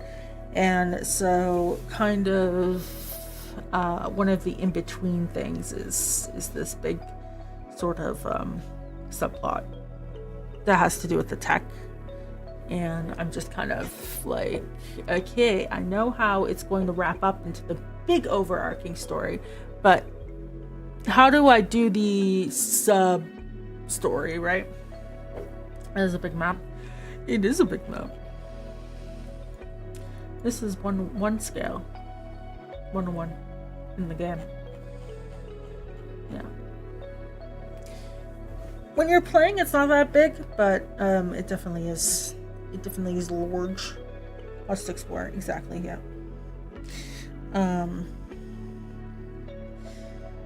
So, every region basically has its own thing, and then it all comes together at the end. You know, the typical type of game, I would say. So I've decided 4. Like there's like 4 regions, you know, you can kind of see them. So 3 of those I've got sorted out, just not written down. The last one I'm trying to figure out what to do.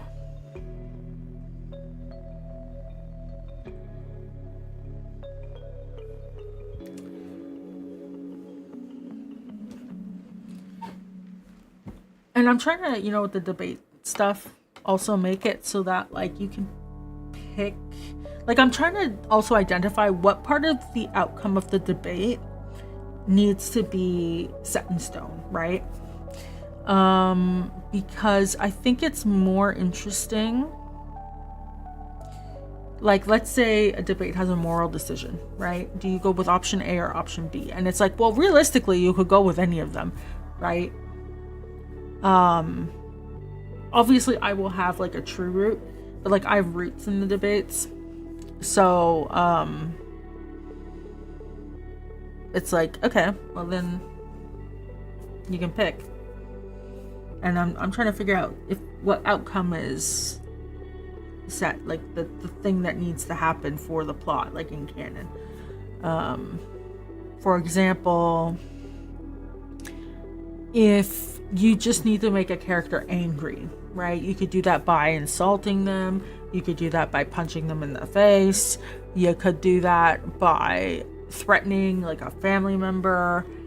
You could do that by talking about generative AI.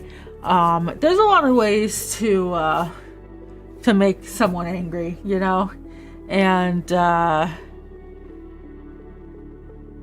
giving the player that option, you know, the important thing is that they get angry. Here's some options, they're all valid, right? That's what I'm trying to figure out with the debates as well. Is like what has to stay the same. How often do I use a blood pressure monitor? Never. When I go to the doctor? When I have to be put under for surgery? It goes up when generative AI is mentioned. Yeah, everyone interested, everyone just like immediately went like clenched their desk.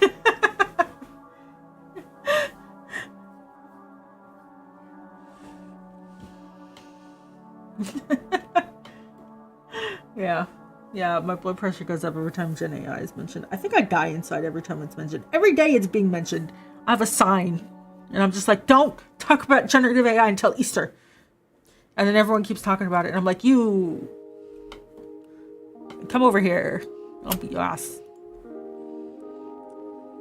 Did you hear Sora may be discontinued? Yeah, Sora's getting shut down. Let's go. We dance on the graves of robbery and thieves. Gen AI, but NVIDIA DLSS5. Yeah, I made a joke last night when my eyes came back on that DLSS5 on and off. This doesn't have any either. I guess I waited until I guess I was lazy.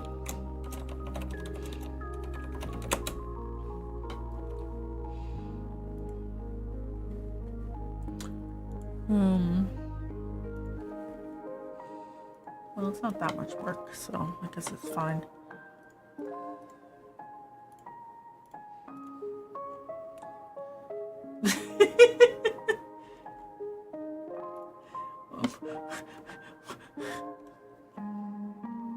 Why?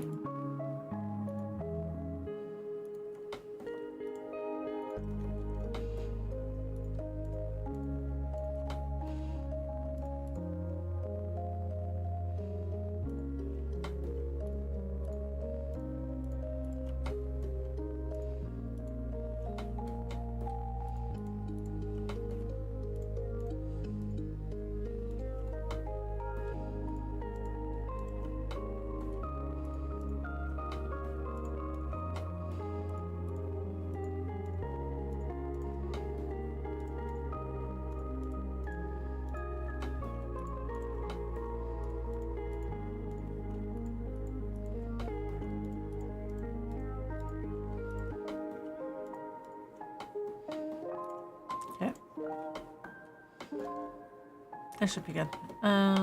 Let's adjust these fish. Oh boy, yeah. I gotta just sort out ideas, but I haven't had time to really sit down and do that.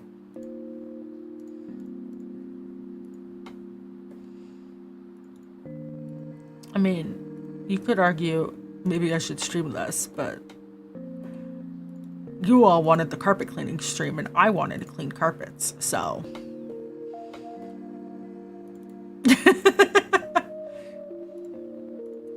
Yeah. Oh, I've been reading the community management book. I'm still making my way through it. I'm almost at the part where it starts talking about pre-development community management, and I'm like, oh boy.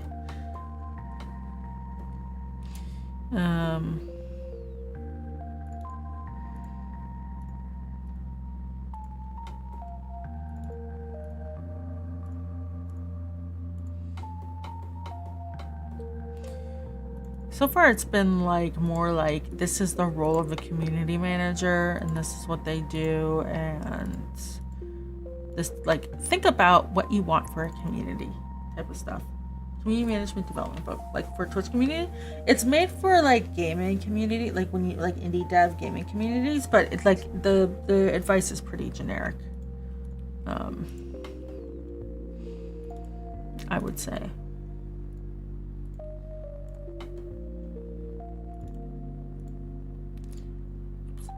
That was a 2. Because so far it's just been like the introduction. Well, it's not really on chapter 2. I'm almost on chapter 3.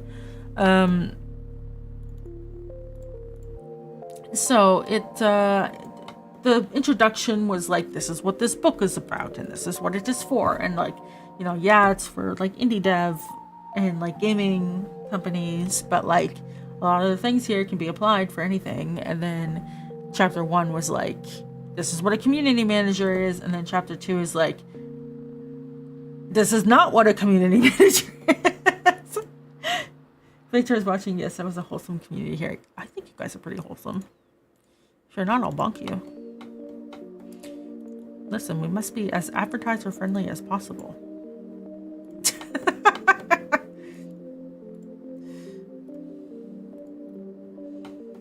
We want chaos. Yeah, chaos. Wholesome chaos. Everyone should compliment themselves right now. Not a backhanded compliment, a nice compliment. The ads. Guys, we have to be good for the ads.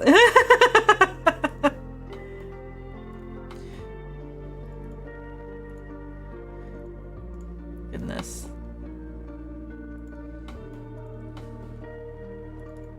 The quote doesn't go off. Ads.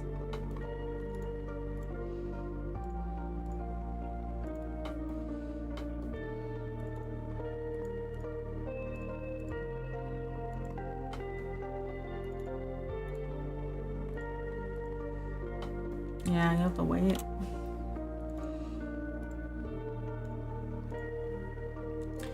How unfortunate.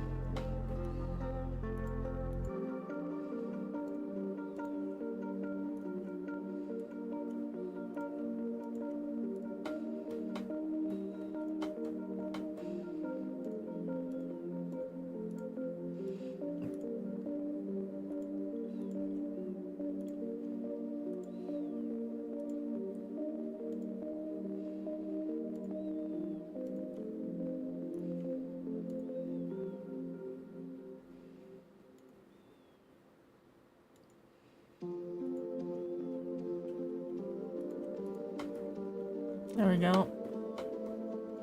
Alright, let me do this side first because it's a bit easier. Put the frogs down.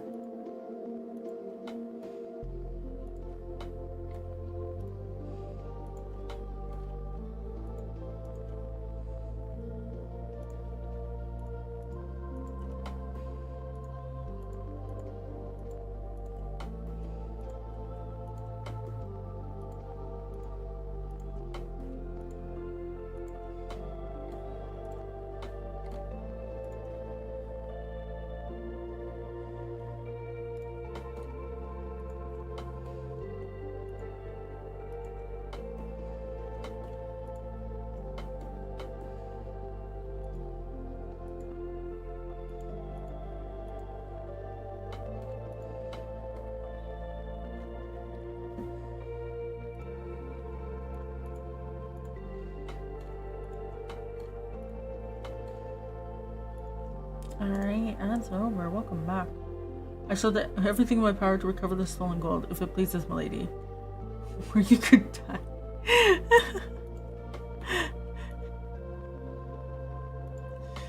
Oh, that's right. I did say that. One of these days you're gonna add a quote and I'm gonna be like, huh? And then you'll be like, yeah, no, you actually added it. You actually said that.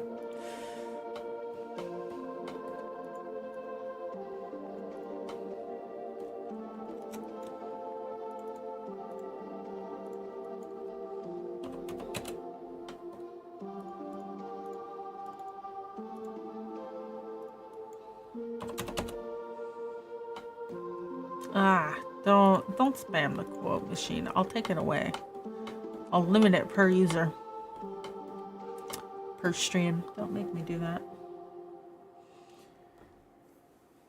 I noticed you got for Microsoft Azure. That's funny.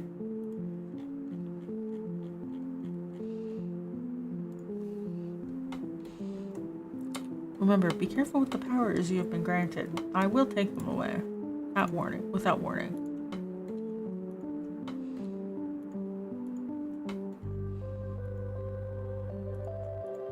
As deception, yeah. They're trying to say, instead of giving your money to Microsoft, give it to me. I can do more with the world than Microsoft can.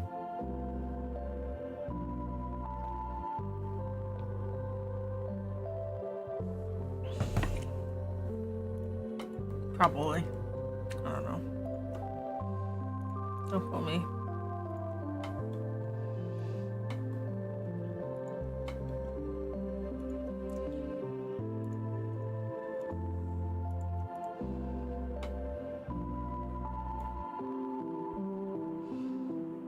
Yes, we don't have too many, like, animals, I think. Just put...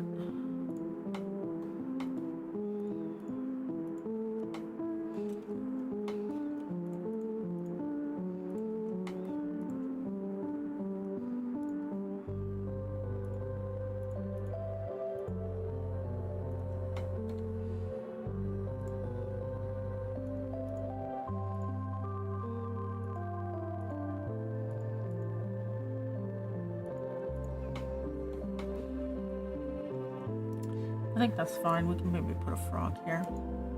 In here.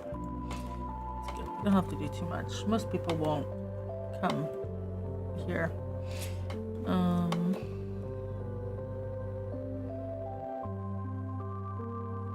Yeah, you can see what it looks like.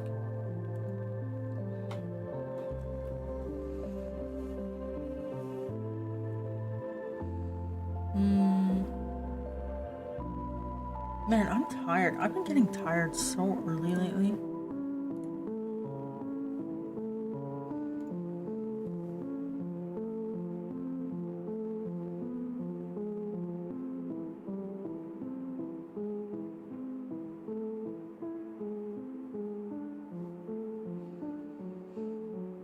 Like, normally I only need 6 hours to sleep, but like, lately 11 o'clock hits and I'm like, no, I'm good. I'm ready for bed.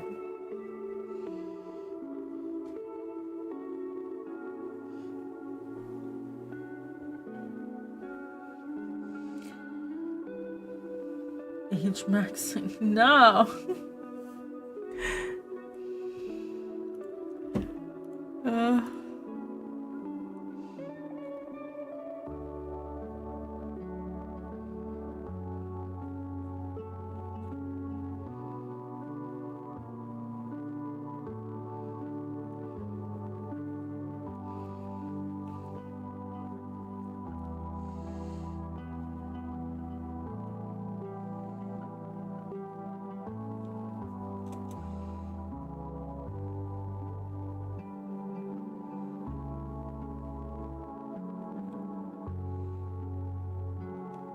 I think this works.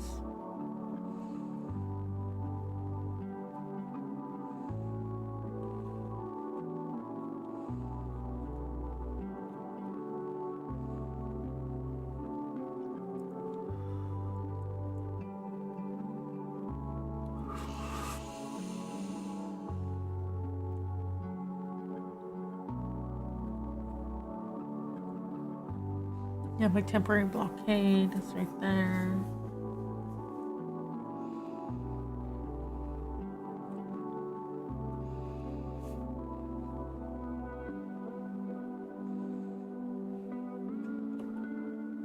Okay, so this duck is a little too close. Let me fix them.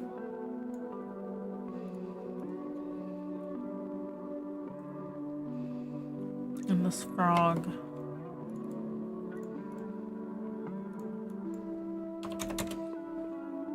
Use his range. Same with this guy.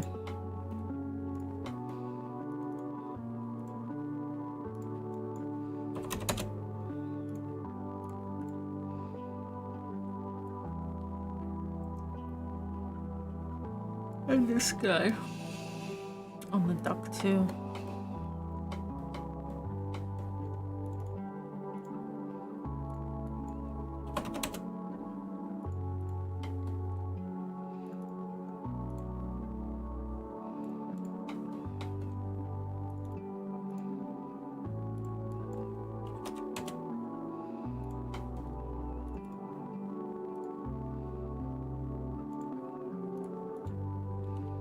That should be okay.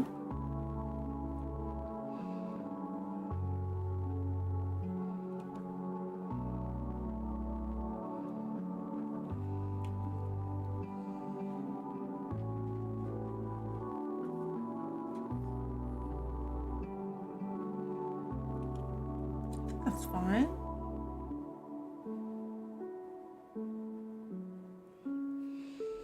Otherwise, I might move this fish slightly farther away.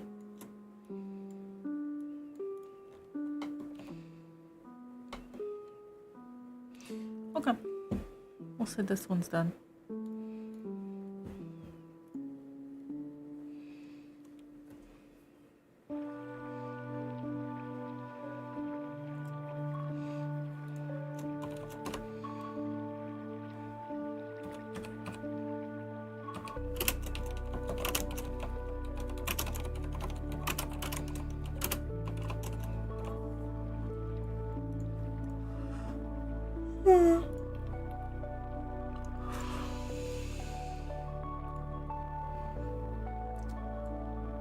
I think everyone deserves a nap. You know, a nap at 11 p.m. You know, that's a you know, a solid like 2 hours. When you wake up, you come back.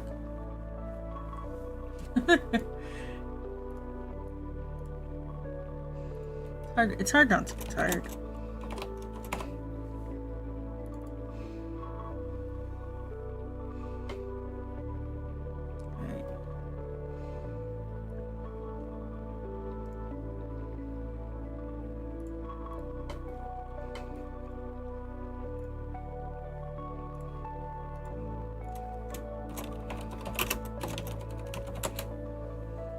Nap and went straight to sleep stream. Yeah.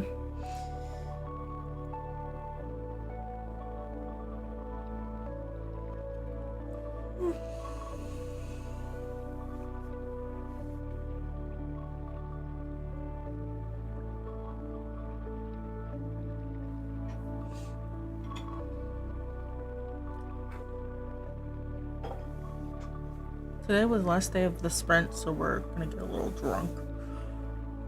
Are you sure on the last day of the sprint? Can't wait to start it all over again tomorrow.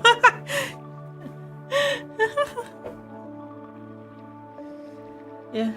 Well, you're gonna need it for planning. Oh my god. You know when they talk about how sprint planning and retro and agile is like normally a full day? Review, retro, planning are all full day worth of work. Have you guys heard that before?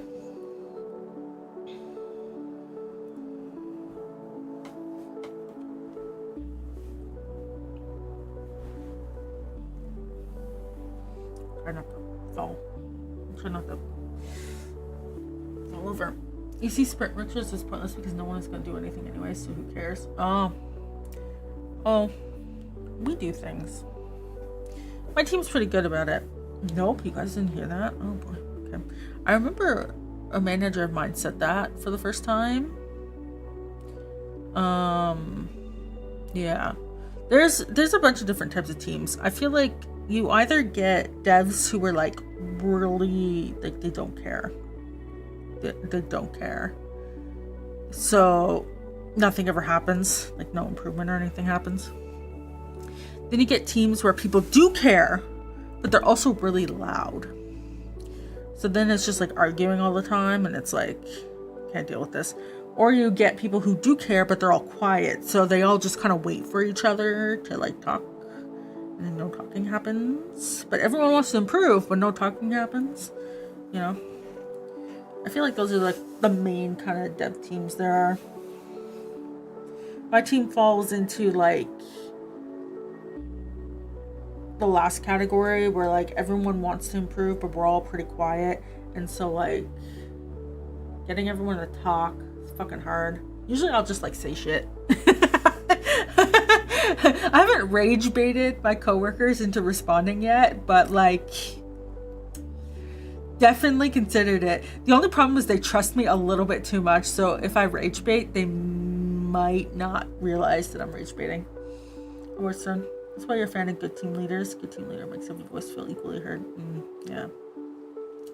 Yeah. Kata, because I'm process lead for Kata, it's been a little hard to get people to talk, because it's like it's new for the team, so everyone's like, what? And then like it's like, all right guys, where do we want to be in 4 months? And everyone's like, employed. You know, like it's like okay, no, not that one, I agree, not that one, you know. Usually the first one to talk, then everyone else joins in, but then leadership is listening to our feedback. So yeah, my manager's like, I trust you guys, bring it up to me if there's a problem, you know.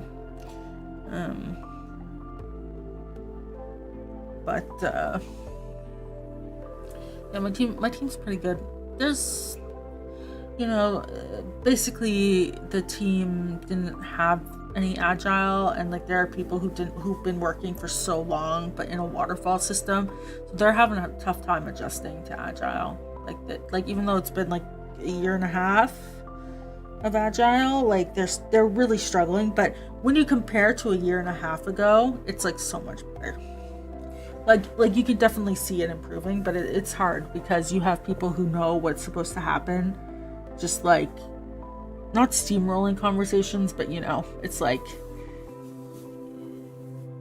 you're falling a bummer on the it's sort of like when you bring up planning, people are and like how it's supposed to take a really long time. There's definitely like, you know, pushback. They're like, we already have enough meetings, we don't need more meetings, type of situation. But you know, and you can explain why you're doing planning and stuff all you want, but some people just don't. They just don't care. They don't agree. They don't whatever, you know. So it's definitely hard in some ways, but planning and refinement are the only two meetings that actually matter, but people would rather have any other meeting. Yeah, well, retro for our team is pretty important because we've been doing it in terms of like sprint goal stuff. So for example, you know, you have a goal for the sprint, and then we have like a section dedicated to shout outs, so usually that gets filled up, and then there's like 1 or 2 issues, and then we talk about it for a whole hour. But it does take up a lot of time to talk about it.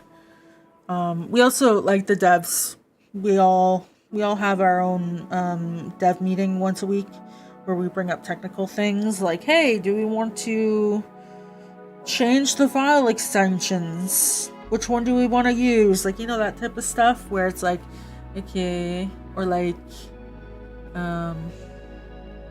hey, I'm presenting something, I want people's opinions, or like, you know, stuff like that. So like we have a meeting dedicated for that once a week.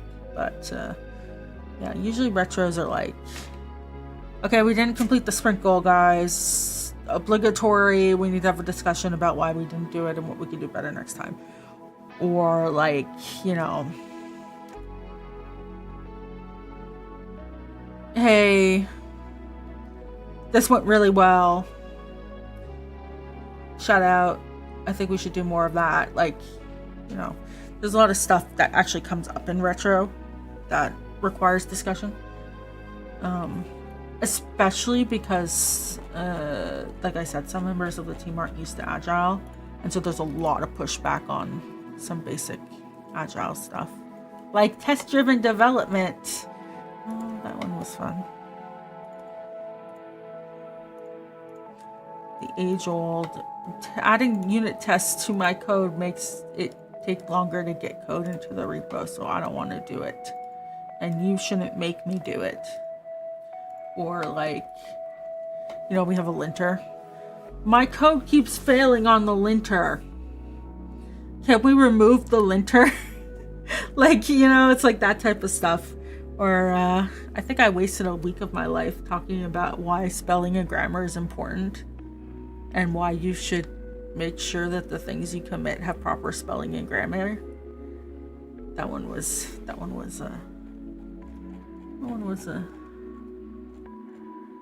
oh boy. Didn't think I'd have to be doing that at this stage of my life. Blood pressure? Oh yeah. It was really hard because basically the person in question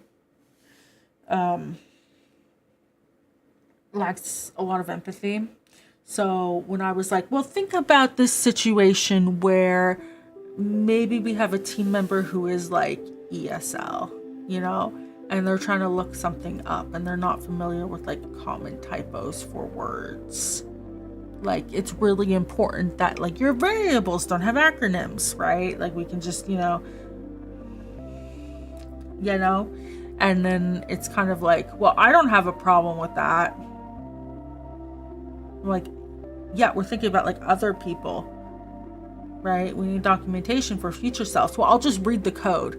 All right, no, but we did, you know, we need to put intent here. That's why we need documentation. It needs to be spelled properly because that's professionalism and that's useful for these reasons. I don't agree with those reasons.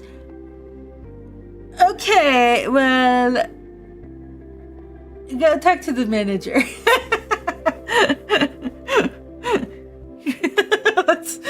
You know, at a certain point, I'm just like, okay. You can go argue your case with the manager. I'm not doing it anymore.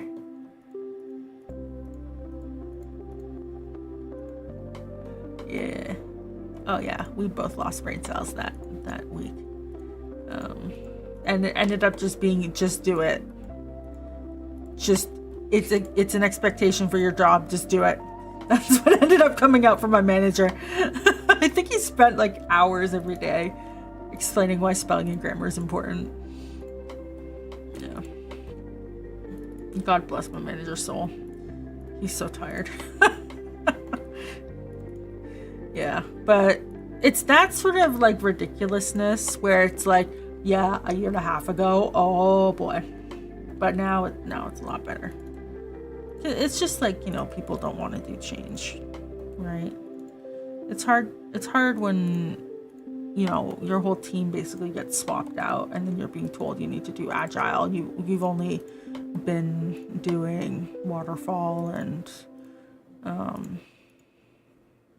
you know, you need to release every quarter. Well, we were releasing every 3 years. Like, you know, like it's that sort of, you need it on the job coworker. Yeah, it's like that type of stuff. I'm obviously exaggerating some numbers, but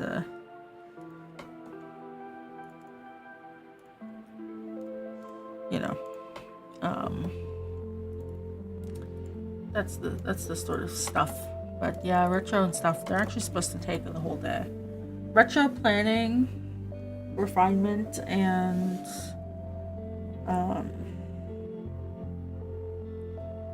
sprint reviews, all that together is supposed to take a whole day. Yeah, I can't do a whole ass meeting like that, so we actually split it up. But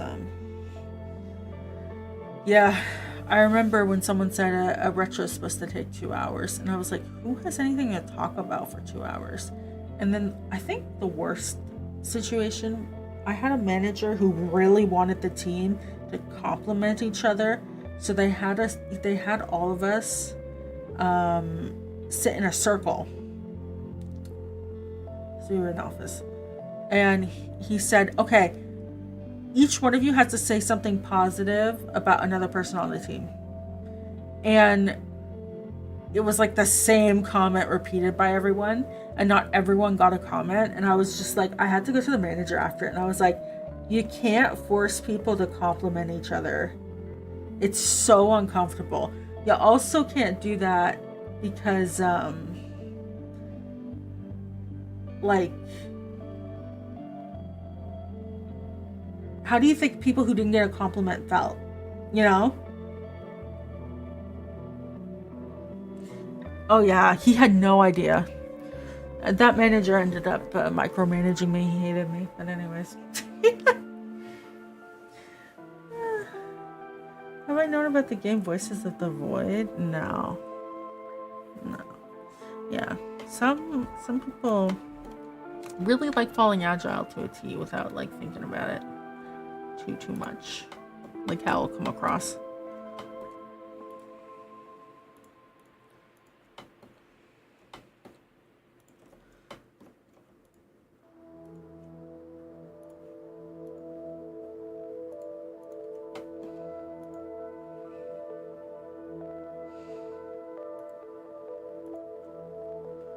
Or right cause enforcing the wrong positive points. Yeah. Everyone just kind of, you know, when it's like when you're in school and you have to say something nice about like your classmate, but like you don't know anything about them, so everyone's like, they're nice. It was like that. And then it's like the few people you actually worked with for the sprint were like, I really appreciate you helping me on this ticket. But usually it's like, thanks for reviewing my ticket. You know. You found that with corporations, agile means you have to stand up every day, and management changes the requirements every week, and you still have to get it done yesterday because we're agile. Yeah. I once had my requirements change every hour.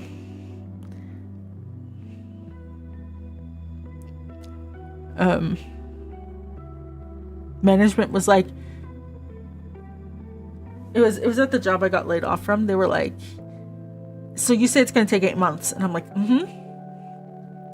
And you're basing this off the spike you did? Mm-hmm. If we want to do it properly, it's going to take 8 months. Why can't we do it faster? Because there's all this tech debt that you didn't let us touch for 20 years. Okay. What if there's 2 of you? Is it like 4 months? 2 months? And I'm like, no, it's still 8 months. What if it's 2 of you in a co-op? Then it's 10 months. You know, like it's that sort of, you know. I've had that happen. They were having a meeting to discuss the numbers, and like they kept coming back to us, and we were like, no, our numbers aren't going to change here. There's stuff has to be done in serial. There's no parallelization going on here, you know. As a manager, you believe it's your job to do basically nothing but make sure my teams do a good job while stopping the higher ups getting involved. Yeah, pretty much. Some of the requirements don't include a single schema doc, and if you ask it, it'll be another month. 11 months, yeah.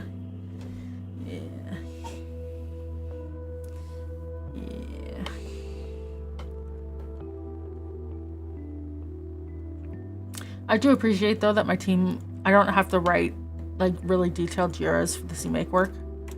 They've just accepted that I'm doing it, and it's all in my head, and we're good. I wrote a single proposal document, and then they're like, thumbs up. And I'm like, okay, I'm gonna make subtasks for I'm gonna make like stories in the epic. Okay, there's gonna be no description because it's literally just convert project to CMake. Does that sound good? Everyone's like, thumbs up. And I'm like, cool. Planning, I'm like, it's like I'm doing these 5 stories on the CMake epic this sprint, and everyone's like, cool. Like there's no questions. It takes 1 second. But then as soon as it's like any other work, it's like, all right, now we're going to open up the ticket. We're going to read the thing, and then we're going to see if anyone has any questions about it and if everyone understands what we have to do. Here's my stories for the sprint. They're all pointed. Don't ask me about it. Yeah, we don't even do story points. I think the idea is eventually we'll do story points, but I'm not sure if it's worth the time. You know how many hours of my life I've lost to discussing what a story point is? It's a lot.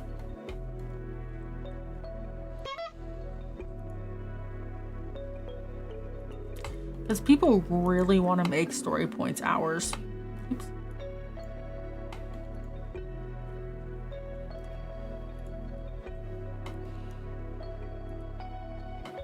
Hours or days. I've had that. I've had it conflated. Yeah. We were doing a scale. Hours you can't take back. Yeah, when I did web development, it was in hours. That was our story point. Jira has like literally an estimated time field, but like we had to. Hi Panzer. We had to do it in hours. So like literally we had story points that was 0.25.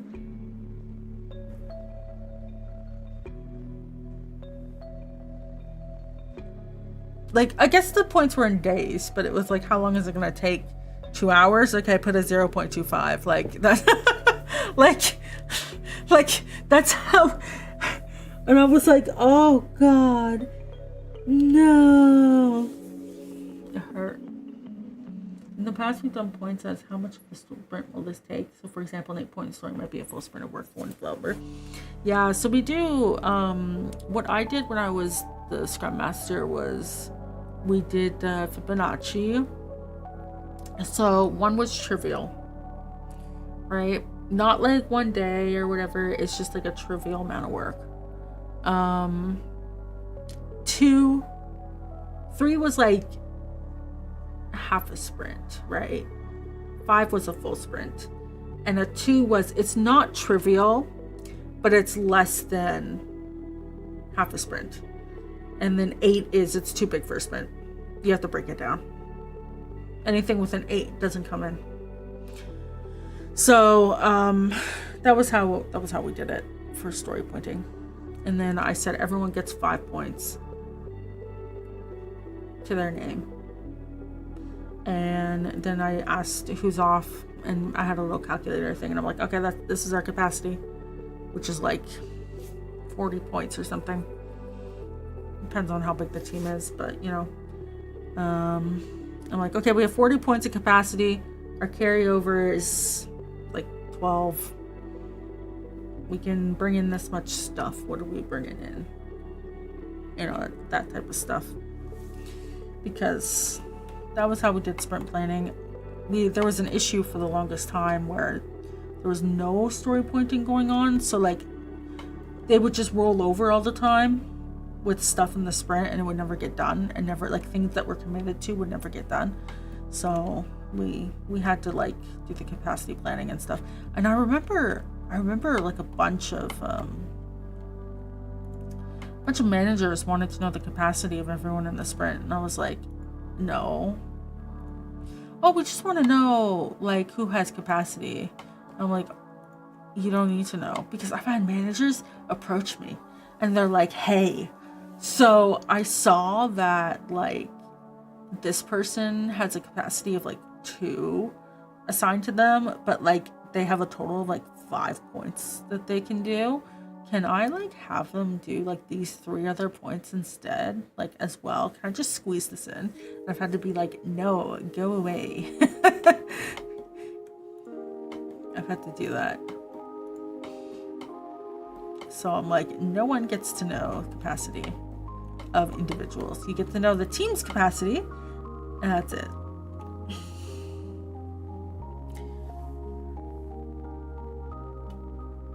We have Fibonacci, and there have been times where I've gotten really dumb requirements and our team lead refused to refine it, so I slapped 13 points on it going into planning. Yeah, that's fair. We haven't done any planning, but like maybe you could do this story pretty please. It was after planning. It was like sprint started and they wanted to pull stuff in, and I was like, no, not happening.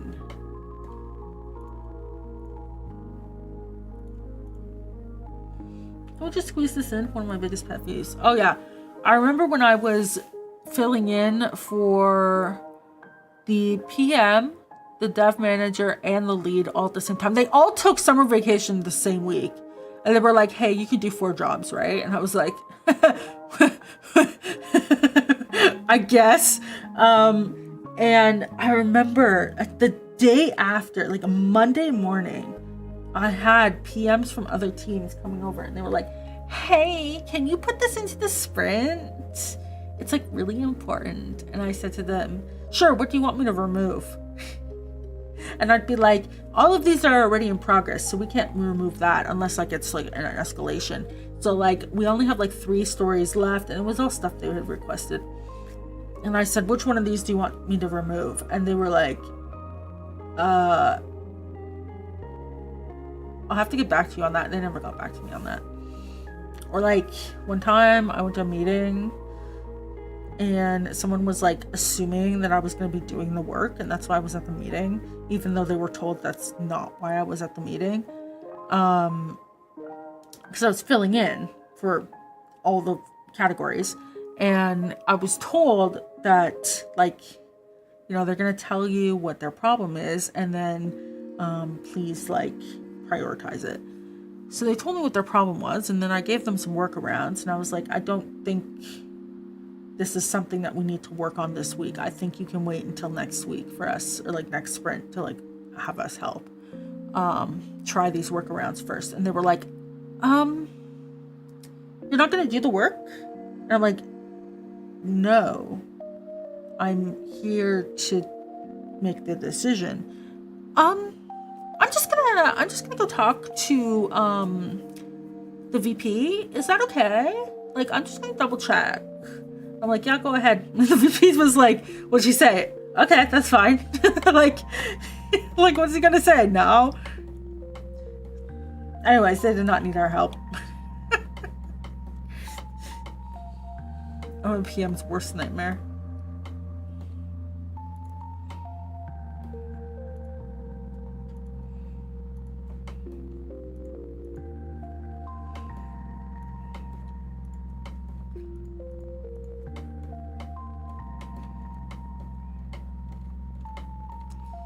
But yeah, it's interesting what goes on with the agile stuff.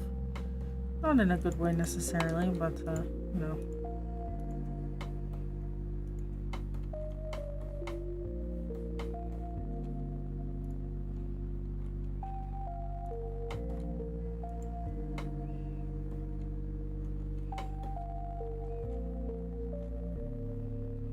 I think that's okay. So then let's switch over to this one.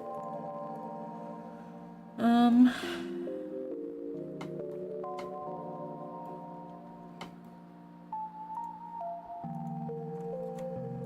think that would look better there.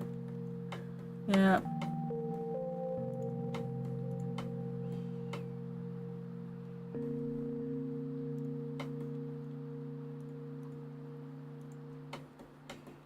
I'm gonna mix bird types a bit.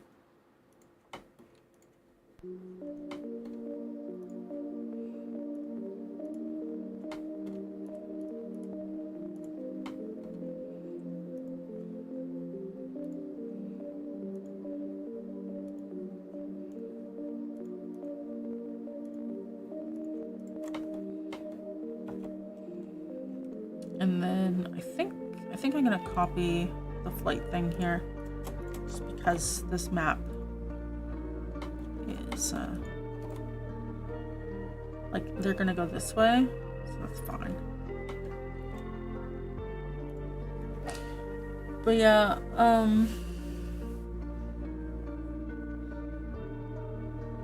lately we've changed our retro format. to promote more discussion versus just like reading off the cards. And definitely, I've walked out of those meetings a few times and gone, yeah, we need more than an hour. And it's like 2 topics, but like when you start actually discussing the topics, it's like, oh, this is a little bit more in depth than we originally assumed. I should just put myself on 12 too.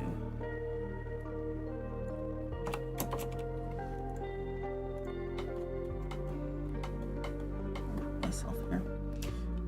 That is 557 3087.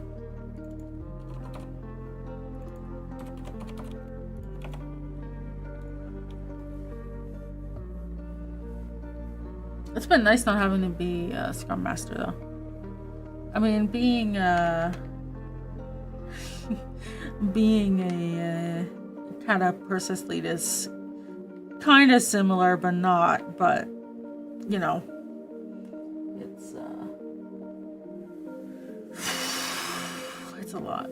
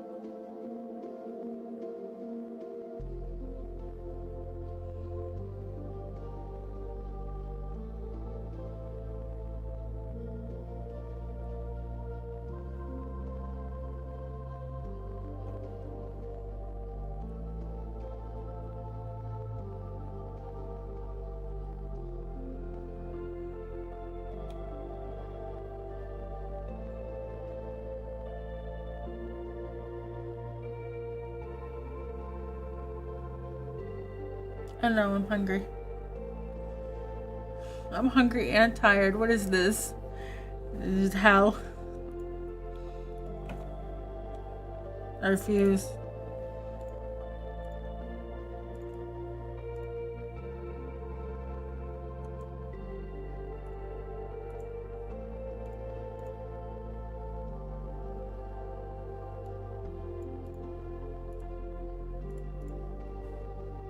Let me see.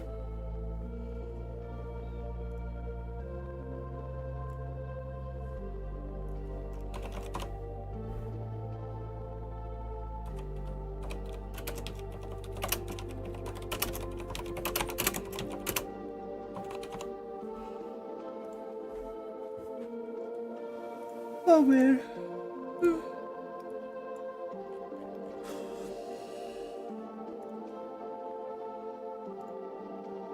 Do you think I can even get this done? I was so confident almost 3 hours ago. Ugh.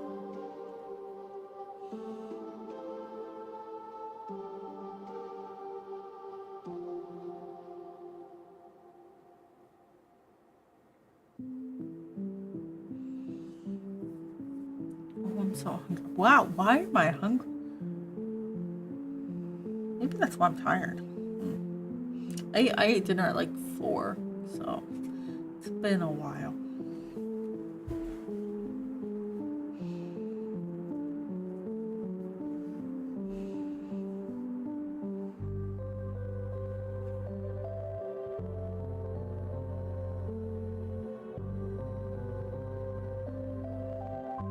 I got sidetracked a bit. I didn't get that sidetracked, I think. Believe in me. What if I say I'm done? What if I say I'm done? I'll just do this off stream. Actually, I could do it next week too. That's true. Cause we're at where's the image?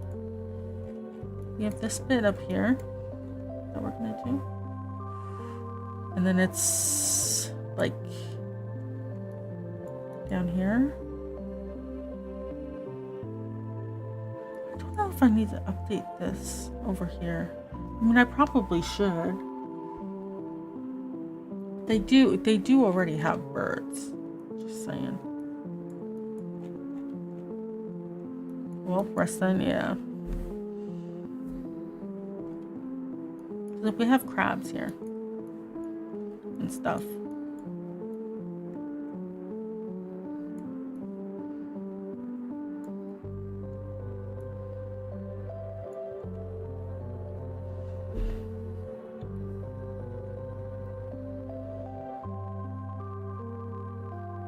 I guess that's not bad in terms of the amount we got done.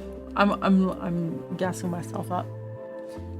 Being sad is for 3 a.m., which is in an hour. 3 a.m. is not in an hour, it is in 3 hours, but yeah. Being tired is for midnight, which is in 10 minutes.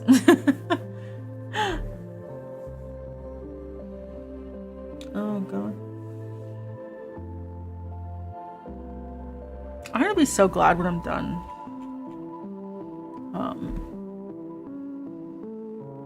With the overworld. It's been so long. I'm gonna be so glad. So how you wake up crying, I guess. Are you sure you're crying or are you sweating out of your eyes? Maybe you should sleep with less blankets on. Did I? Wait, let me see. Why does my toe hurt? Did I injure myself?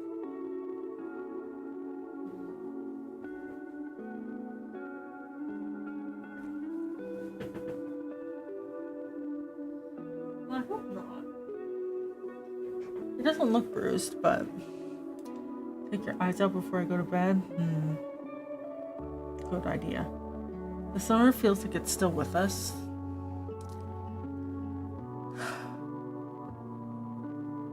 I mean, the real question is, does it smell like fire or not, right? When I was in Australia, I was there in the summer and it just smelled like fire constantly. Just smoke all the time. Chews on hard candy? I can't chew on hard candy. I got braces.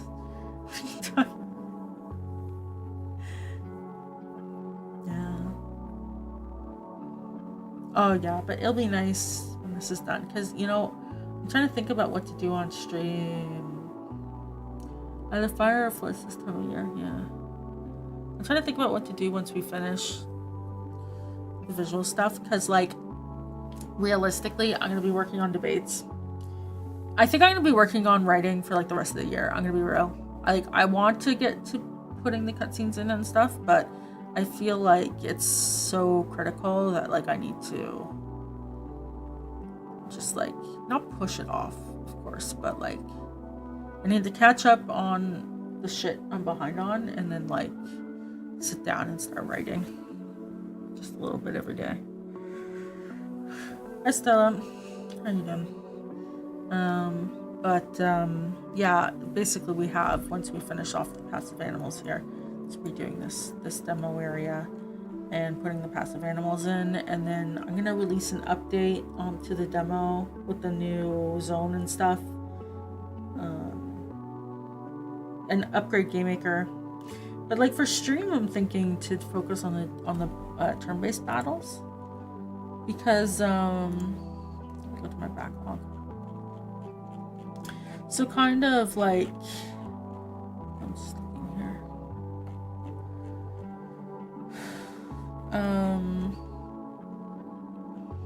So I'm hoping by end of June we've got the overworld done and all the things added.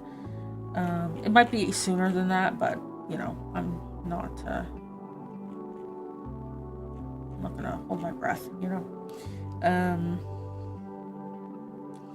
then kind of when I look in the backlog, it's stuff put in this skit. There's a couple skits I haven't put in yet. I don't know why I didn't, but I didn't. Or it's stuff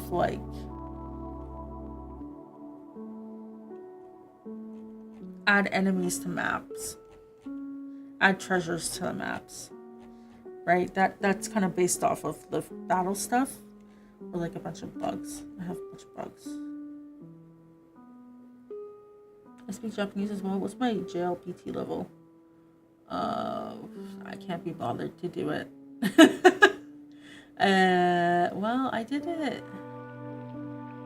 I think, because it was the number of hours, I think it's somewhere between N4 and N3.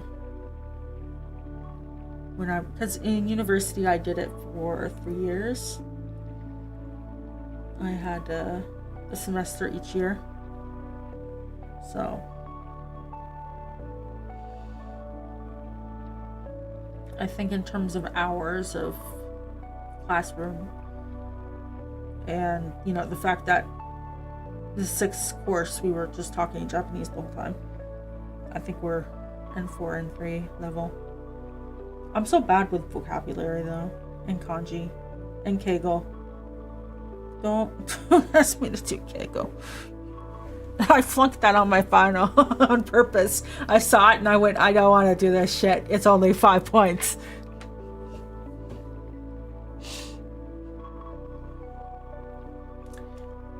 But yeah, I think maybe focusing on the battle stuff, because so I have my own unit testing library I wrote, and I can't be bothered to switch to the quote-unquote official unofficial one. I don't know. I think they blocked my stuff. I'm not sure. Yeah. So, but isn't 3 like middle school level? No. Well, 3 is...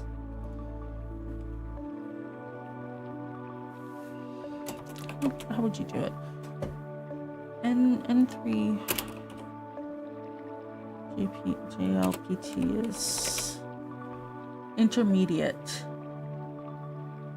Yeah. It's more like an everyday level.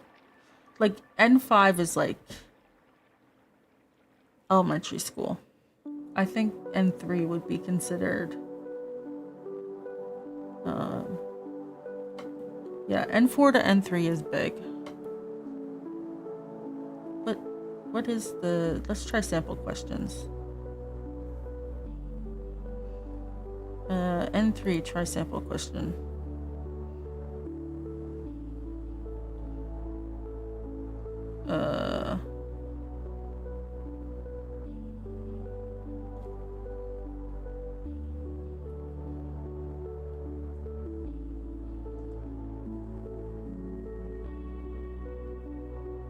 See, like, I look at the kanji and I go, fuck. I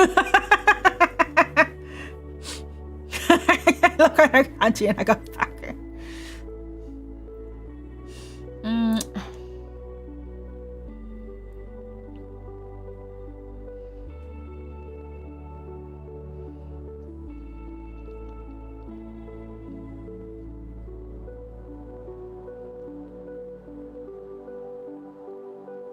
What? Okay, like, the first sample question was like...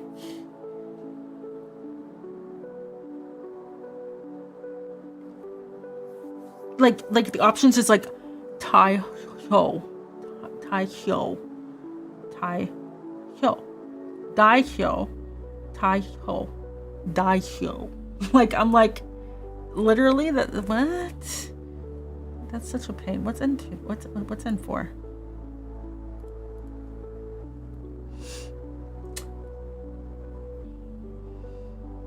You started like 2 months ago and only been doing kanji. Well, hiragana's a bit harder. No, well, no.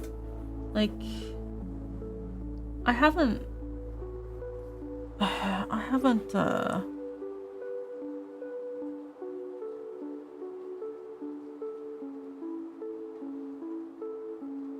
So like.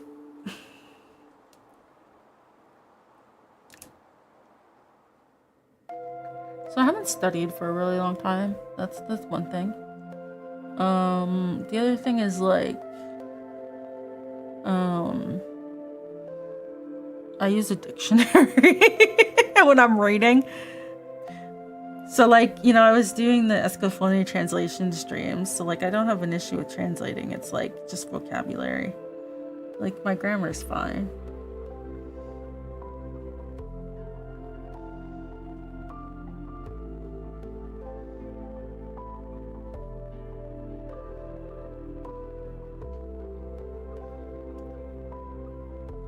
Wait, what?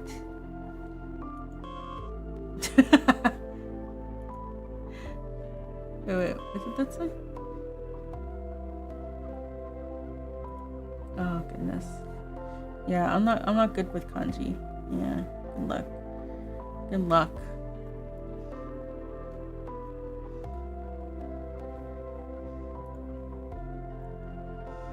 God, it's been so long since I studied.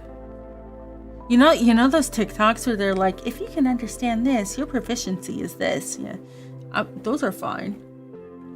But yeah, it's a kanji and vocabulary issue for me. That's why I use the dictionary a lot.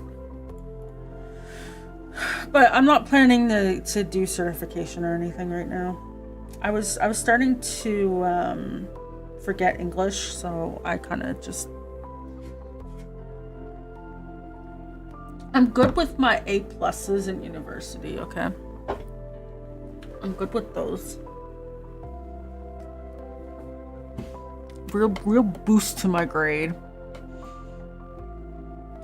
So yeah, unit testing. I've got like stuff like turn-based battle simulations here. So like we can start doing simulation stuff for the turn-based battles and add more unit tests and stuff too. A bunch of them here. The Q stuff is very complicated because it's basically auto battling. Or like my translation test is just testing that there's translations for things.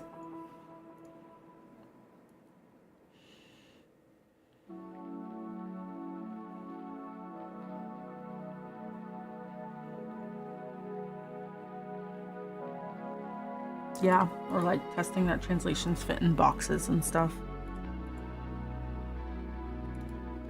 I even have stuff like this. That was a bug. Do I have a pink version of this? No. I considered doing it, but... Oh yeah, like skill stuff. Or like leveling up. I have stuff like dodge is actually random.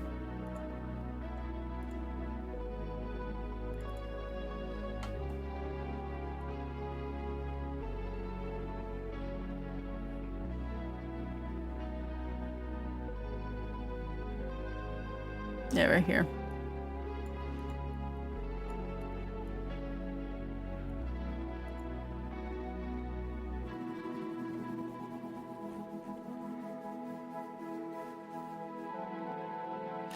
So I have like a bunch of stuff like that, and it's just like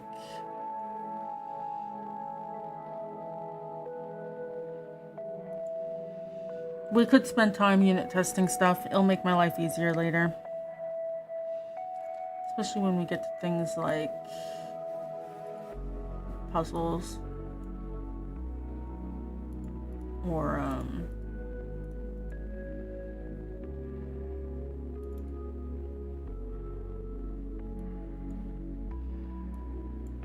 you know,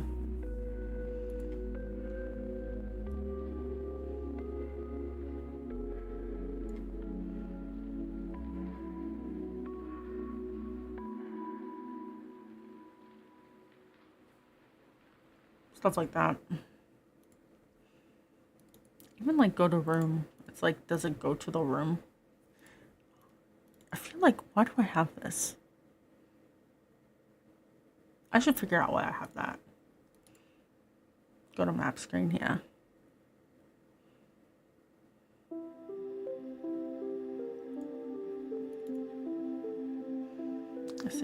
navigation. Go to my screen. Go to main menu. Like, there's things like this where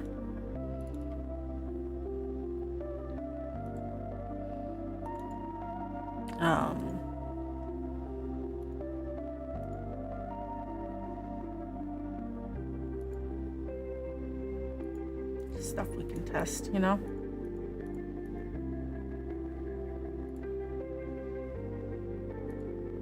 Even something as simple as like,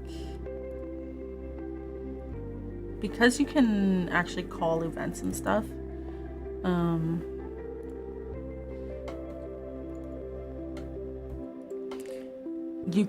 I could call, like, create this and be like, okay, and then the test is that this is set, right?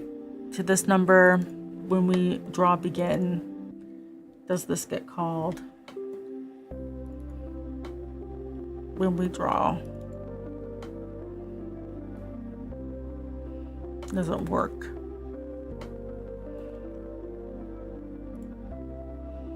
Even something as simple as like the rounding here. Does this happen for everything? For every item, does this work? For everything that's an overworld object,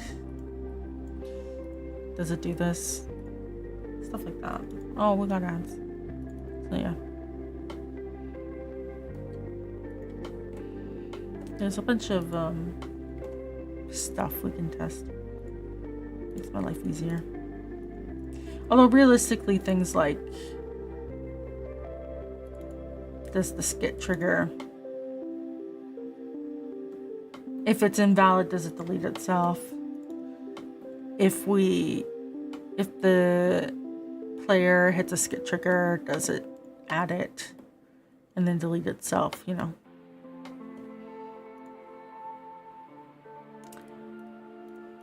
There's things like that we can do.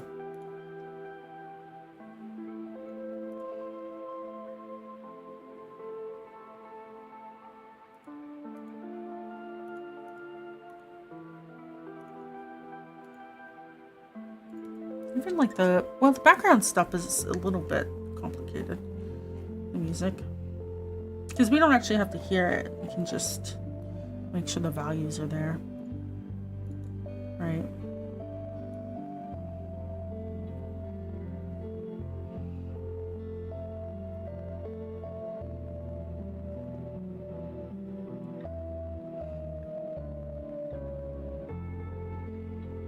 And this one's as simple as double checking that everything has at least a repeat, regardless of the BGM. And if it doesn't, that means that there's a BGM that doesn't have a definition. Same thing here.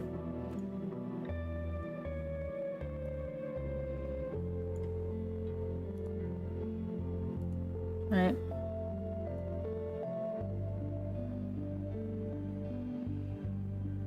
There's all these checks for if something is tall grass or not. Get surface data, you know, stuff like that. There's a lot of logic here.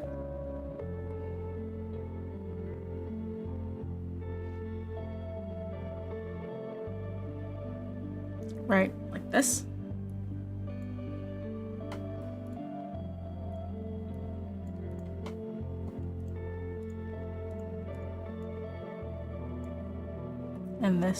And this would be tests,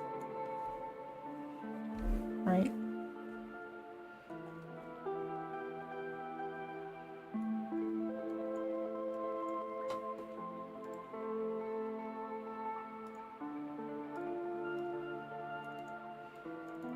Or the audio manager.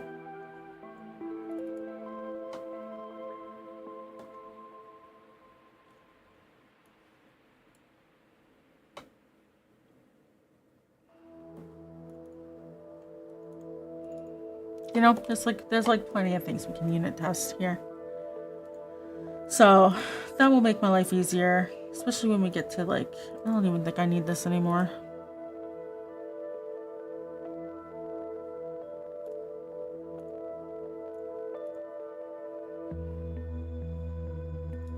Cutscenes are... not sure. Did I make the game maker itself? What do you mean? Game maker is a engine like Unity and Unreal.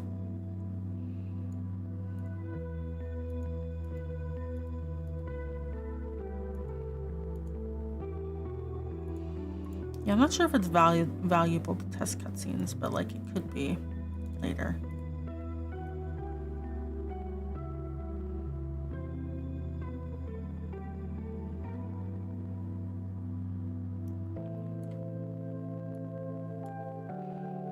Although I might do a video recording for that. Normally I don't want to do video recording in comparison, but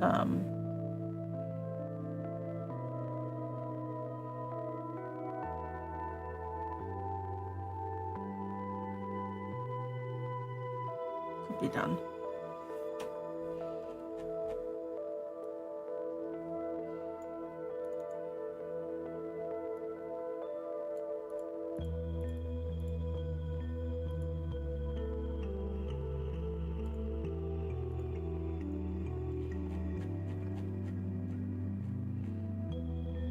Just have to go to every location and trigger it, you know?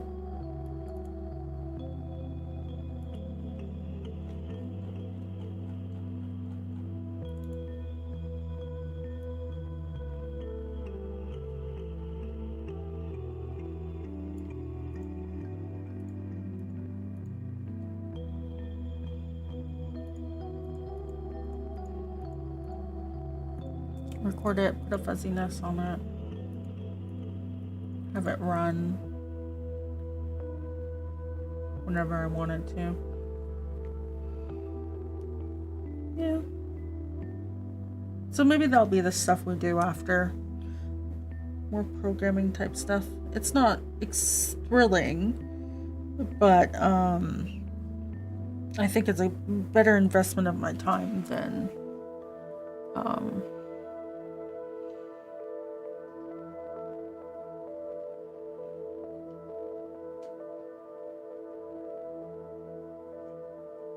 I wanted to say features, but like, you know, the thing with development is that like, since I'm the only developer, right? When the game comes out, there's so much, right? Like, the world is so big, right? 100% it is a better investment, yeah.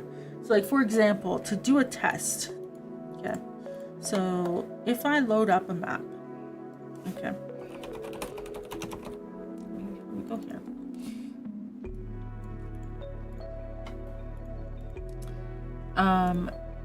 I have this check collision boundaries, okay.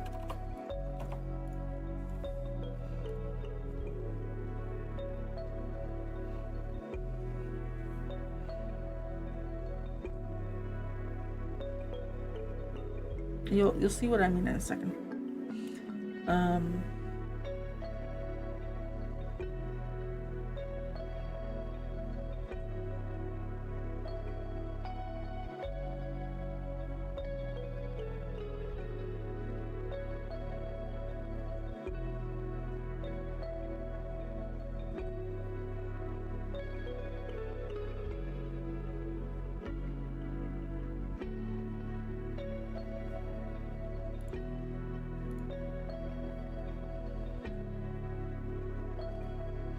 Okay, I picked the bad map.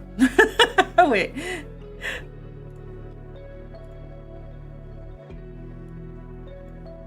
Discard changes here. Yeah. Reload. Okay. We kind of have to have a collision on the actual, like a boundary on the actual map. But anyways, the point is that when you transition with the map like this, there is a non-zero chance that you will get stuck. So, thus far, to check for stuckness, I've been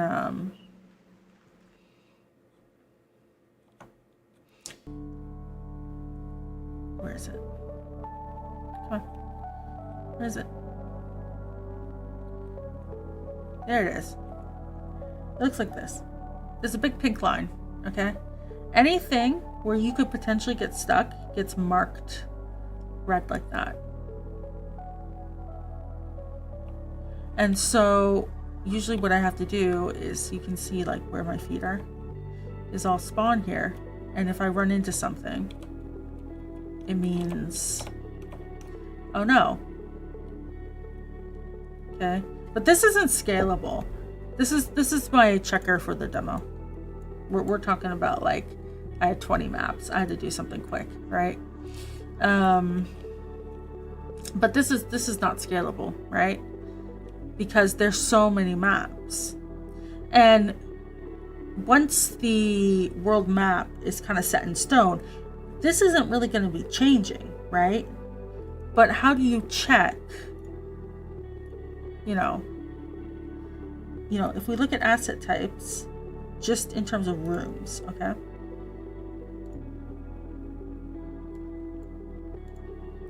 These are how many rooms I have. There are 596 rooms, right? And obviously some of them, like equipment screens and stuff, those don't count. But it does count for all the, like, the bigger maps, right? So how do you check that you're not gonna like accidentally get stuck, right? And it's easier to automate it with a unit test to which is something you can do, by the way, at least with my stuff, is we can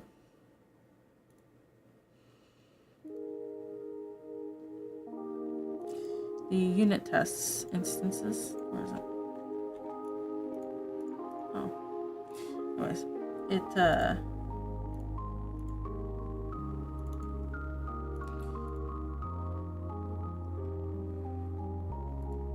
we can change maps, rooms, and it's not a big deal.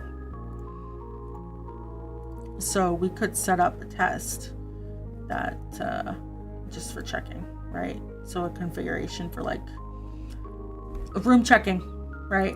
All it does is it loads up room by room by room by room and runs a quick boundary box check on a certain area.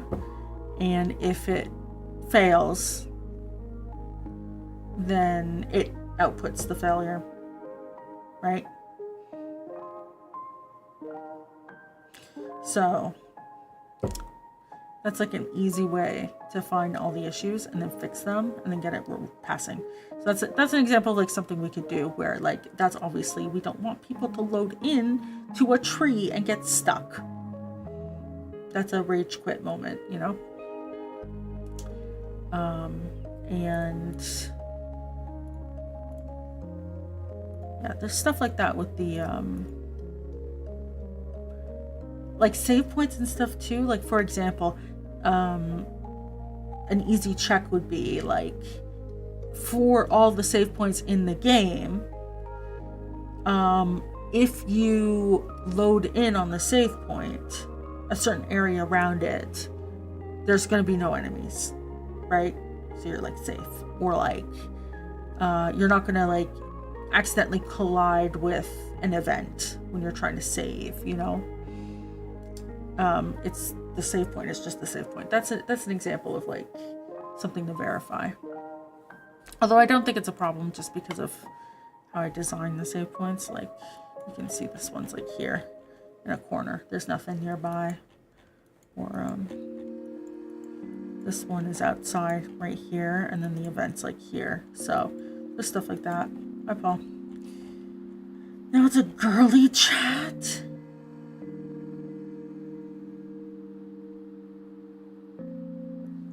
What? Where's my girly drink? So yeah, there's a lot of little things I think I can do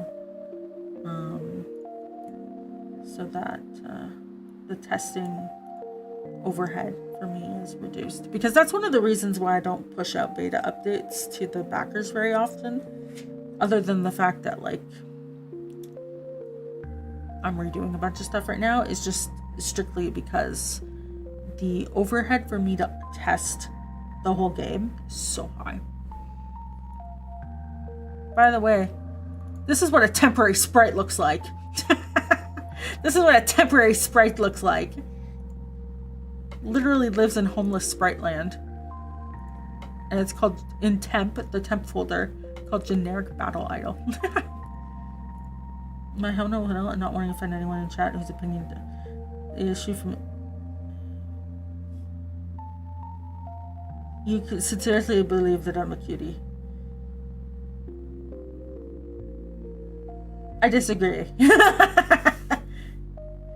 I can't show that on Twitch, he's naked. Oh no. TOS, oh no. Oh no.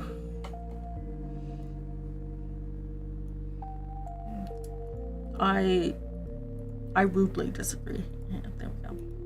What do I have empty object? What is the point of this? There's probably a point for this. I know what all these are for. I don't know what... They literally are homeless. They're just like generic sprites for stuff. Most of them for VFX. I should probably move them there. Or like debate battle stuff. Scripts and whatnot. We can all automate that. I can automate all the debates too, by the way. That'll be real good. I think I have to update my chatterbox as well. They've been pushing a bunch of new updates since I last updated it. I'm gonna see if they have a new feature. I think they added localization finally. So we'll see.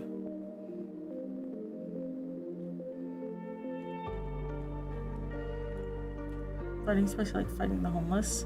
Not quite.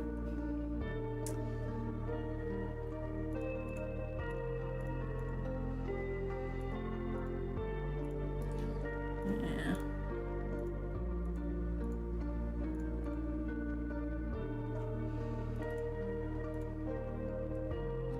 I feel like, yeah, cutscenes will be a bit hard, but I think if I just do video recording, that's the easiest thing.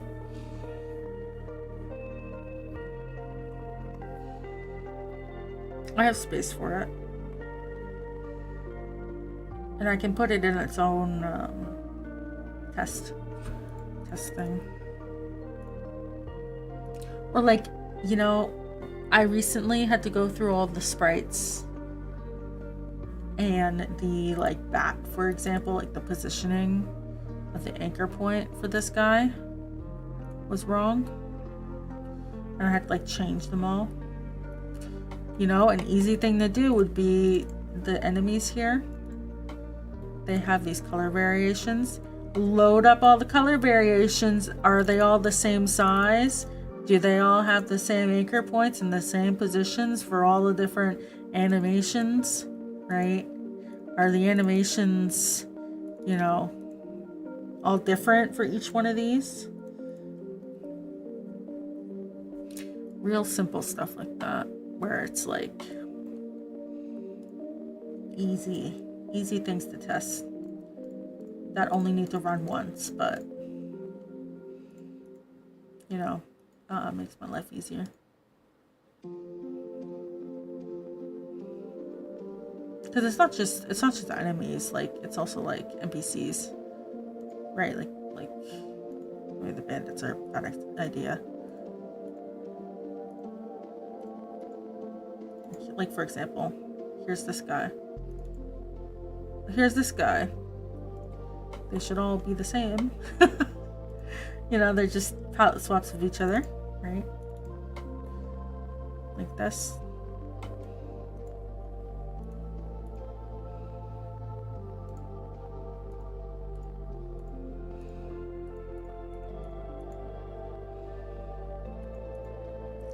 Or, you know, the crafting functionality on the menu screen works properly, you know.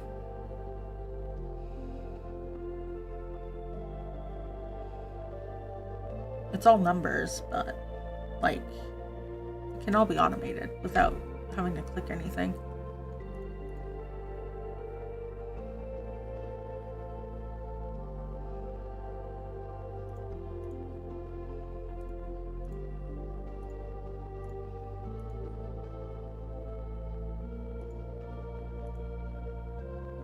So yeah, I think that's probably the best bang for my buck after the overworld, because we should find a lot of issues or fix them, and then when we do the game maker upgrade later this year for the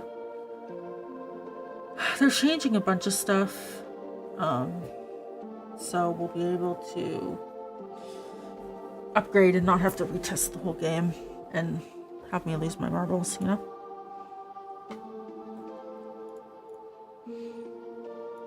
So yeah, that's the plan. Unit testing, yay! Automated testing, yay! Y'all about to learn why I care so much about it.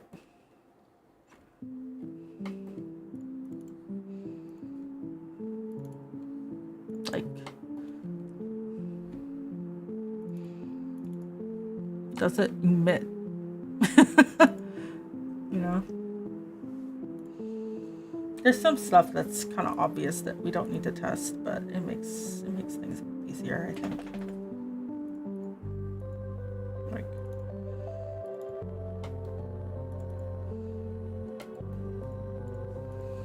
does it float?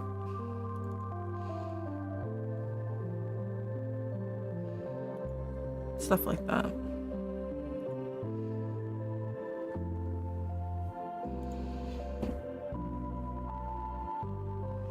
All right. Hopefully that was a good spoiler for whatever we're gonna do. We'll wrap up the rest of the passive animals next week, and then we'll be good to go on that front, and we'll be able to start doing this for April. I'm not sure how long it'll take. I budgeted 2 months. We'll see, because I'm only doing it on stream, so we'll see. Okay, so let's see, who are we gonna read? I